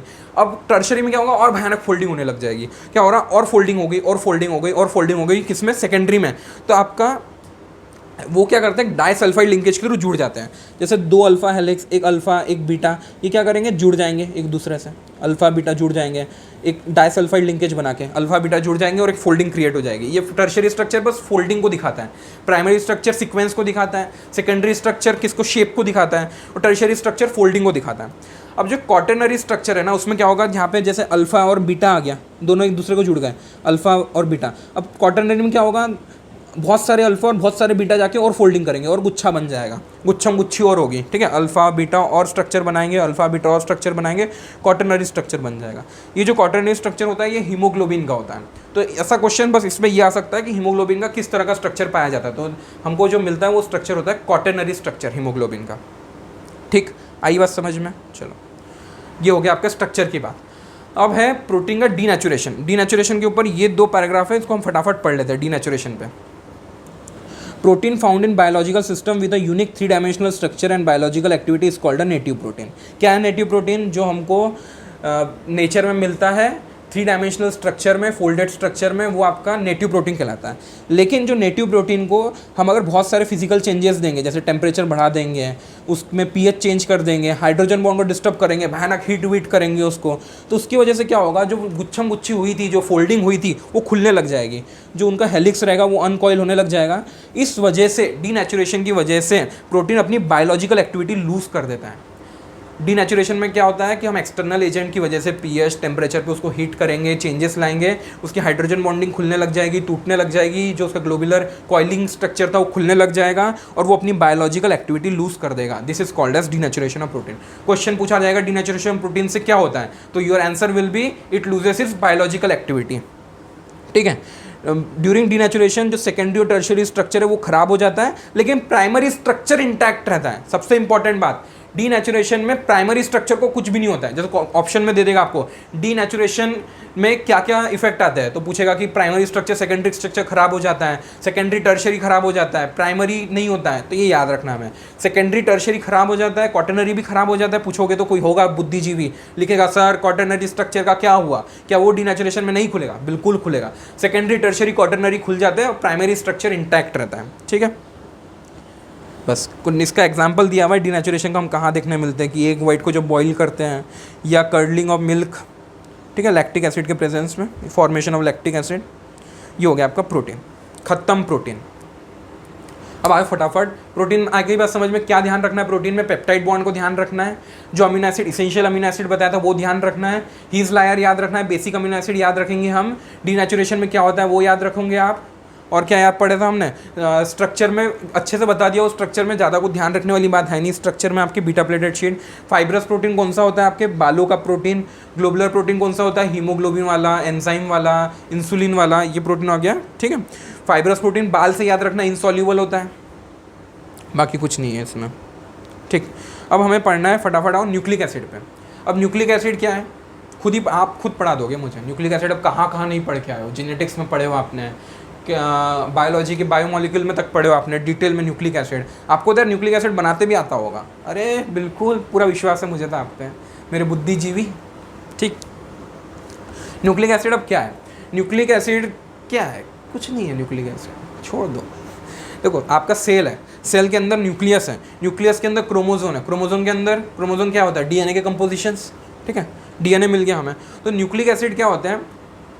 जैसे प्रोटीन आपके पॉलीमर होते हैं अमीनो एसिड्स के, प्रोटीन आपके पॉलीमर होते हैं अमीनो एसिड के, वैसे न्यूक्लिक एसिड होते हैं ना वो पॉलीमर होते हैं न्यूक्लियोटाइड्स के। अब न्यूक्लियोटाइड क्या है? जैसे अमीनो एसिड हमने पढ़ा था, अब न्यूक्लियोटाइड का भी कंपोजिशन है। अमीनो एसिड में हमने क्या पढ़ा था? जैसे अमाइन ग्रुप होता है, कार्बोक्सिल ग्रुप होता है। तो आपके जो न्यूक्लिक एसिड है ना उनमें भी 3 चीज़ें पाई जाती है। एक फॉस्फेट एस्टर पाया जाता है, एक नाइट्रोजनस बेस पाया जाता है, और एक पेंटोस शुगर पाई जाती है। 3 कंपोजिशन से बना होता है आपका न्यूक्लिक एसिड। किससे? एक फॉस्फेट एस्टर से, एक राइबोस शुगर से, मतलब पेंटोस शुगर से, राइबोस नहीं सॉरी पेंटोस शुगर से, और एक आपका नाइट्रोजनस बेस से। अब फॉस्फेट एस्टर क्या होता है? अब ये आपका फॉस्फोरिक एसिड है। ठीक है, ऐसा ही होता है मेरे बुद्धिजीवी लोग, फॉस्फोरिक एसिड होता है कि नहीं होता है? हाँ, ये आपका फॉस्फोरिक एसिड है। अब ये फॉस्फोरिक एसिड क्या करता है? एक निकाल दिया तो मोनोफॉस्फेट एस्टर बन जाएगा, फॉस्फेट मोनोएस्टर बन जाएगा। एक H निकल के ऑक्सीजन बॉन्ड बना लेगा, तो अगर दूसरा H निकल जाएगा तो डाई बनेगा, तीसरा भी निकल गया तो ट्राई बनेगा। तो हम यहाँ पे जो पढ़ते हैं, जो न्यूक्लियोटाइड में जो पढ़ते हैं वो पढ़ते हैं हम डाईफॉस्फोएस्टर्स, फॉस्फेट डायस्टर्स पढ़ा जाता है यहाँ पे। मतलब 2 हाइड्रोजन निकलेंगे और ये 2 ऑक्सीजन फॉस्फेट एस्टर के बॉन्ड बनाएंगे। ठीक है, यहाँ पे जो पढ़ेंगे हम डायस्टर पढ़ेंगे। ठीक है, 2 हाइड्रोजन निकालेंगे और 2 ऑक्सीजन एस्टर बॉन्ड बनाएंगे। दूसरा हम पेंटोस शुगर पढ़ते हैं। पेंटोज शुगर क्या है बताओ, पेंटोज ओज वर्ड आया था, कार्बोहाइड्रेट में पढ़े थे हमने, हेक्सोज, पेंटोज, ट्रायोज, टेट्रोज, पढ़ा थे कि नहीं पढ़े थे। तो अब यहाँ पे हम पेंटोज शुगर पढ़ेंगे, क्या पढ़ेंगे, पेंटोज शुगर। अब पेंटोज शुगर में भी जो न्यूक्लियोटाइड में होती है वो दो होती है, एक तो राइबोस शुगर होती है या डीऑक्सी राइबोस शुगर होती है। राइबोस क्या है, राइबोस इज नथिंग बट आपकी 5 कार्बन, पेंटोज आ गया 1 2 3 4 5 कार्बन रहेंगे, इसका मतलब राइबोज में और कौन सा ग्रुप प्रेजेंट होता है, अल्डिहाइड, तो अल्डो पेंटोज शुगर होती है आपकी राइबोस शुगर। कैसा स्ट्रक्चर होता है, एक अल्डिहाइड ग्रुप प्रेजेंट है, OH OH OH सब राइट साइड में अटैच्ड है और एक CH2OH है, ये आपका राइबोस है।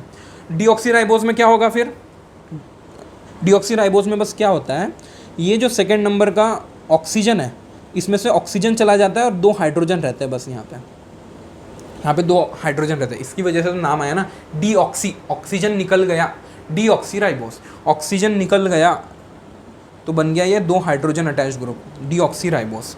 आई के बात समझ में। अब यहाँ पे अगर साइक्लिक स्ट्रक्चर बनाना है राइबोस का, सेम क्या पढ़े थे हमने ग्लूकोज में, ये OH जाएगा ऊपर से ऐसे अटैक करेगा, ठीक है, यहाँ पे ऑक्सीजन एक रिंग बना देगा, ठीक है, ऑक्सीजन रिंग बना देगा तो कितने मेंबर्ड रिंग बनेगी, 1 2 3 4 5 मेंबर्ड रिंग बनेगी, 5 मेंबर्ड रिंग दिख रही है यहाँ पे, 5 मेंबर्ड रिंग बन गई आपकी, बनी क्या नहीं बनी, 1 2 3 4 5 मेंबर्ड रिंग बन गई। किसके जैसी दिखती थी 5 मेंबर्ड रिंग, कमेंट में बताओ 5 मेंबर्ड रिंग किसके जैसी दिखती थी, ठीक।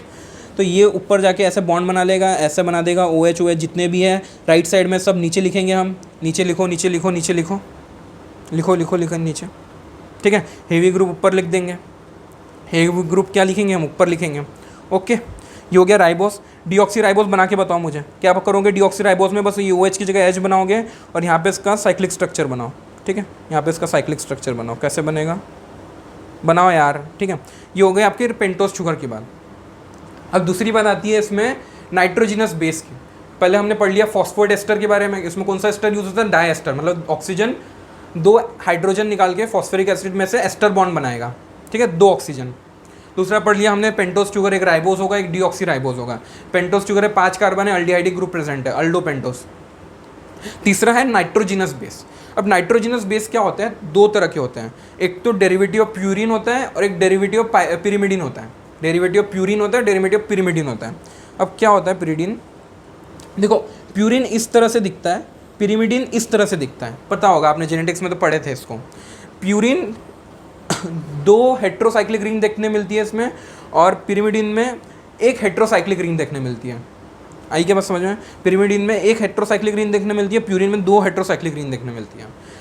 और प्यूरिन डेरिवेटिव नाइट्रोजनस बेसिस कौन से हैं, एडेनिन गुआनिन, और पिरिमिडिन डेरिवेटिव नाइट्रोजनस बेसिस कौन से आपके, साइटोसिन थाइमिन और यूरेसिल, साइटोसिन थाइमिन और यूरेसिल। प्यूरिन और पिरिमिडिन समझ में आया ये बात।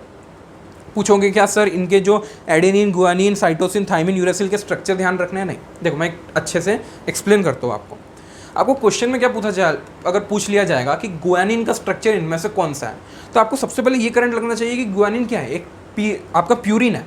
प्यूरिन क्या होता है, 2 हेट्रोसाइक्लिक रिंग होता है, बस ये ध्यान रखो, प्यूरिन में 2 हेट्रोसाइक्लिक रिंग होता है, पिरिमिडिन में 1 हेट्रोसाइक्लिक रिंग होता है।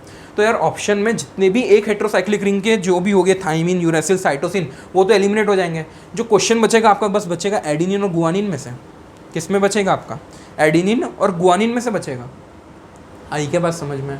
और एडेनिन और गुआनिन में ध्यान में रखने वाली बात क्या है कि देखो एडेनिन और गुआनिन में यहाँ पे आपको ये C डबल बॉन्ड O वाला दिख रहा है, यहाँ नहीं दिख रहा है, वो चीज़ दिख रहा है क्या, आपको समझ में आ रहा है क्या, एक C डबल बॉन्ड O दिख रहा है यहाँ पर गुआनिन में और एडेनिन में नहीं दिख रहा है।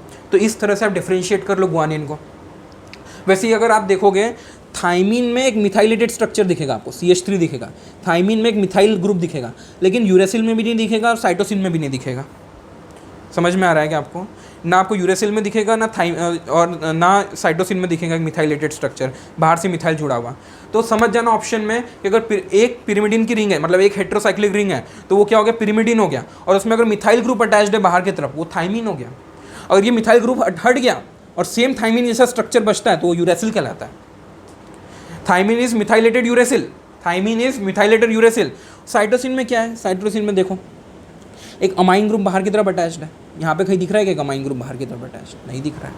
तो इस तरह से बस डिफ्रेंशिएट कर लो। गुआनिन में याद रख लो कि एक डबल बॉन्ड O होता है ऊपर की तरफ, कंफ्यूज ही नहीं होंगे आप। कैसे, अगर डबल बॉन्ड O है तो आपको याद आ जाएगा गुआनिन क्या था, आपका प्यूरिन डेरिवेटिव था। प्यूरिन डेरिवेटिव तो 2 हाइड्रोसाइक्लिक रिंग, और डबल बॉन्ड O, 2 रिंग में डबल बॉन्ड O कहाँ अटैच्ड है, वो आपको गुआनिन है। नहीं अटैच्ड है तो आपका एडिनिन है।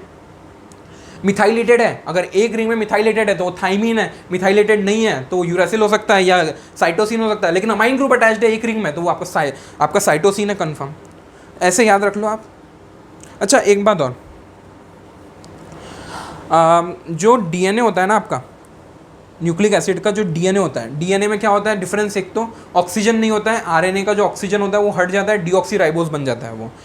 आपके डीएनए में 4 नाइट्रोजनस बेसिस का यूज़ होता है। कौन से एडिनिन, गुआनिन, थाइमिन और साइटोसिन, ये पता होगा आपको। और सिर्फ राइबोस में क्या होता है, आपके आरएनए में क्या होता है, टी हट जाता है, उसकी जगह यू आ जाता है। इतना याद रखना, ये मेन डिफरेंस है कि डीएनए में क्या डिफरेंस है। Main difference, thymine nitrogenous base use होता है और आरएनए में क्या होता है, यूरेसिल नाइट्रोजनस बेस यूज होता है। और कॉम्प्लीमेंट्री बेसिस का भी आपको रूल पता होगा कि ए किसके साथ बनाता है, ATGC, ये कॉम्प्लीमेंट्री बेसिस है। यहाँ पे क्या हो गया फिर, AUGC, ये कॉम्प्लीमेंट्री बेसिस है। आई क्या बात समझ में, AUGC, ये hydrogen bonding, double hydrogen bonding, triple hydrogen bonding, ATGC, double hydrogen bonding, triple hydrogen bonding, ठीक है। डीएनए का स्ट्रक्चर में क्या होता है, न्यूक्लियोटाइड एक दूसरे से 3'5' के फॉस्फेट लिंकेज से जुड़े होते हैं। अब 2 न्यूक्लियोटाइड है, न्यूक्लियोटाइड बन गए। न्यूक्लिक एसिड, न्यूक्लियोटाइड कैसे बनाना था, एक नाइट्रोजिनस बेस था हमारे पास, एक पेंटोस शुगर थी और फॉस्फोडाइस्टर बॉन्ड थे। तो अब क्या हो गया, ये तीनों जुड़ गए। अब क्या करेंगे, हम पॉलीमर बनाना है हमें न्यूक्लियोटाइड्स के पॉलीमर बनाना, तभी तो न्यूक्लिक एसिड बनेगा ना। तो अब ये क्या होता है, एक न्यूक्लियोटाइड दूसरे न्यूक्लियोटाइड से कैसे जुड़ता है, फॉस्फेट लिंकेज से। किस तरह का फॉस्फेट लिंकेज होता है, एक का 3' दूसरे के 5' से जुड़ जाता है, ठीक है। फिर अब दूसरे का 3' खाली होगा तो वो ऊपर वाले के 5' से जुड़ जाएगा, फिर उसके ऊपर वाले का 3' खाली होगा तो वो उसके ऊपर वाले के 5' से जुड़ जाएगा। तो 3'5' का क्या होता है, फॉस्फेट लिंकेज। देखो कैसे होता है, ये क्या है आपकी पेंटोस शुगर है, ये क्या है आपकी पेंटोस शुगर है। यहाँ पे क्या अटैच होगा, एक बेस अटैच्ड होगा। बेस मतलब नाइट्रोजिनस बेस अटैच्ड होगा। कौन से वही एडिनिन, गुआनिन, थाइमिन, ये नाइट्रोजिनस बेस अटैच होगा यहाँ पे। और ये जो 5वां कार्बन है, यहाँ से एक फॉस्फेट लिंकेज होगी। तो ये जो 5' है, ये जो 5' है, यहाँ से एक फॉस्फेट जुड़ा होगा। यहाँ का जो 3' होगा, यहाँ से एक फॉस्फेट बॉन्ड बनाएगा, फॉस्फोडाइस्टर लिंकेज बनाएगा। और ऐसे आपके डाइन्यूक्लियोटाइड्स बनते जाएंगे। देखो शुगर है ये आपकी, यहाँ पे बेस है, ये कौन सा था आपका, 3' था, ये आपका 5' था, ठीक है। ये 3' था, ये 5' था।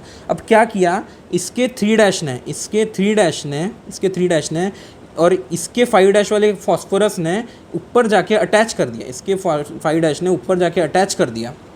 देखो ऊपर जाके अटैच कर दिया, तो 3'5' का फॉस्फोडाइस्टर लिंकेज बन रहा है। तो बस ध्यान क्या रखना है, न्यूक्लियोटाइड में 3'5' का फॉस्फोडाइस्टर लिंकेज होता है, ठीक है। फॉस्फोडाइस्टर लिंकेज होता है। न्यूक्लिक एसिड भी खत्म है आपका। अब क्या आता है आपका, न्यूक्लिक एसिड हो गया, समझ में आ गया न्यूक्लिक एसिड। अब आता है आपका वाइटमिन्स। वाइटमिन का एक बहुत बड़ा चार्ट दिया आपके एनसीईआरटी में, बिल्कुल यूजलेस है मेरे हिसाब से। ध्यान के रखना है, 2 तरह के, फैट सॉल्युबल और वाटर सॉल्युबल। फैट सॉल्युबल होते हैं आपके विटामिन कीड़ा, KEDA, विटामिन के, vitamin E, vitamin D, vitamin. Fat soluble क्या है, फैट सॉल्युबल मतलब क्या है फैट सॉल्युबल वर्ड का और वाटर सॉल्युबल वर्ड का। फैट सॉल्युबल ऐसे हैं जो आपके लीवर में स्टोर हो जाएंगे, जो आपकी बॉडी में स्टोर हो जाएंगे वो वाइटमिन्स, उसको आपको बार बार रिप्लेनिश करने की ज़रूरत नहीं पड़ती है, ठीक है। और वाटर सॉल्युबल क्या होता है, वो आपके वाटर के साथ मिक्स हो जाते हैं, घुल जाते हैं आपके वाटर में, यूरिन के साथ बाहर निकल जाएंगे, इस वजह से जो वाइटमिन्स, जो वाटर सॉल्युबल वाइटमिन्स है, उनको हमें बार बार लेने पड़ते हैं, सप्लीमेंट के थ्रू, फूड के थ्रू, डाइट के थ्रू लेने पड़ते हैं। और वही फैट सॉल्युबल क्या होते हैं, वो हमारे बॉडी में स्टोर रहते हैं, ओके। तो फैट सॉल्युबल कौन से आपके, विटामिन कीड़ा, और आपके वाटर सॉल्युबल क्या है, ग्रुप बी के और सी, बी ग्रुप के और सी। बी ग्रुप में सारे आ गए आपके, A vitamin B1, B2, B3, B12, ये सब आ गए आपके। और आपके आ गया सी, एस्कॉर्बिक एसिड। अच्छा एक बात और, सी को एस्कॉर्बिक एसिड, एक एक्सेप्शन है आपके एनसीईआरटी में दिया हुआ। क्या एक्सेप्शन है वो, देखो जो विटामिन B12 है, वो जो विटामिन B12 है, सारे के सारे वाटर सॉल्युबल में विटामिन B12 है ना, वो वाटर सॉल्युबल नहीं है, एक्सेप्ट विटामिन B12, ये ध्यान रख लेना, बस इंपॉर्टेंट बात है। विटामिन B12 है वो वाटर सॉल्युबल नहीं होता है, तो बी ग्रुप और सी, विटामिन बी एंड सी, ये चार्ट बस एक बार ऊपर से रीड कर लेना। आपको डेफिशिएंसी डिसीज़ वैसे पता ही होगी ये सब, ठीक है। नहीं भी पता है तो याद करने की ज़रूरत नहीं है, नहीं आता है उनसे क्वेश्चन। बस आपको याद रखना फैट सॉल्युबल कौन से हैं और वाटर सॉल्युबल कौन से। फैट सॉल्युबल विटामिन कीड़ा और water soluble vitamin B and vitamin पूरे बी का ग्रुप और विटामिन सी, ठीक। एंजाइम्स, बस लास्ट पार्ट है एंजाइम्स। एंजाइम्स क्या है, आपने पढ़ रखा है एंजाइम्स किस में, सरफेस केमिस्ट्री में। नहीं पढ़ रखा है तो वहाँ पे डिटेल में बात होती है, पूरा एंजाइम ही एंजाइम चलता है। शॉर्ट में यहाँ पे एंजाइम से ऊपर क्वेश्चन आता भी नहीं है, और आया तो कैसा आ सकता है। एंजाइम क्या करते हैं, they catalyse the reaction in our body. उनको क्या कहते हैं, बायोकेमिकल कैटलिस्ट कहते हैं। क्यों, क्योंकि बायोकेमिकल रिएक्शंस को प्रोसीड कराते हैं, वो फास्टली प्रोसीड कराते हैं। एंजाइम क्या है, कैटलिस्ट है, फास्ट रिएक्शन करते हैं लेकिन बॉडी में पाया जाता है, बायोकेमिकल कैटलिस्ट। किस तरह रिएक्ट करते हैं आपको पता होगा, रिएक्टेंट और एंजाइम में ग्रूव्स होते हैं, लॉक की फैशन में जुड़ जाते हैं। कोई ग्रूव होता है, जैसे एंजाइम में एक ग्रूव होगा ऐसा, तो इसी तरह का एक यहाँ पे ऐसा जुड़ जाएगा, तो ये ऐसा एक दूसरे से लॉक की फैशन में जुड़ जाएंगे, ठीक है। और एक इंपॉर्टेंट बात, एंजाइम में ऑप्शन पूछेगा इनमें से कौन सा एंजाइम है, तो जिसके पीछे एज लगा होता है, जिसके पीछे एज लगा होता है वो एंजाइम कहलाता है। Suffix ase, maltase, oxido reductase, ये एज है, ये क्या कराते हैं, ये एंजाइम होते हैं एज। जैसे माल्टोज को ग्लूकोज में कन्वर्ट करने के लिए माल्टेज एंजाइम यूज होता है। एक ऑक्सीडो रिडक्टेज है जो ऑक्सीडेशन रिडक्शन दोनों प्रोसेस करा देता है, ऑक्सीडो रिडक्टेज एंजाइम होता है। बहुत सारे एंजाइम आपने डाइजेशन में तक पढ़े हो, कमेंट में मुझे बताओ कि कौन से एंजाइम्स आपने डाइजेशन में पढ़े थे और उनमें एज आता है क्या, ठीक है। परफेक्ट, इतना हो गया आपका पूरा बायोमोलिक्यूल वन शॉट में ख़त्म। पूरा बायोमोलिक्यूल आपका यहाँ पे वन शॉट में ख़त्म होता है। अब आपको क्या करना है, ये लेक्चर की पीडीएफ मिलेगी आपको, ये लेक्चर की पीडीएफ को बस देखते रहना है, देखते रहना है। जब भी आपको रिवीजन करना है, आपके जब भी स्लॉट में आता है बायोमोलिक्यूल, ना एनसीईआरटी खोलोगे ना कुछ खोलोगे, पूरी की पूरी एनसीईआरटी इसमें इंकलकेटेड है। एक भी एनसीईआरटी में ऐसा पॉइंट नहीं मिलेगा जो इसमें नहीं था इंपॉर्टेंट, एक भी ऐसा पॉइंट नहीं मिलेगा एनसीईआरटी में जिसके ऊपर क्वेश्चन आएगा। तो अब क्या करोगे, ये पीडीएफ को ही बस रिवाइज करते रहोगे। और नई पीडीएफ रिवाइज करना है तो लेक्चर को 2x में देखना, फटाफट पूरा कंप्लीट कर लिया करो। इस तरह से हम बायोमोल का रिवीजन करेंगे, ठीक है। अब आपकी ऑर्गेनिक केमिस्ट्री पूरी खत्म हो गई, यहाँ पे हम कंक्लूड करते हैं आपकी ऑर्गेनिक केमिस्ट्री को। अब मिलेंगे अगले बार फिजिक्स के चैप्टर्स के साथ, इनऑर्गेनिक के चैप्टर्स के साथ। पढ़ते रहिए, ऑल द वेरी बेस्ट।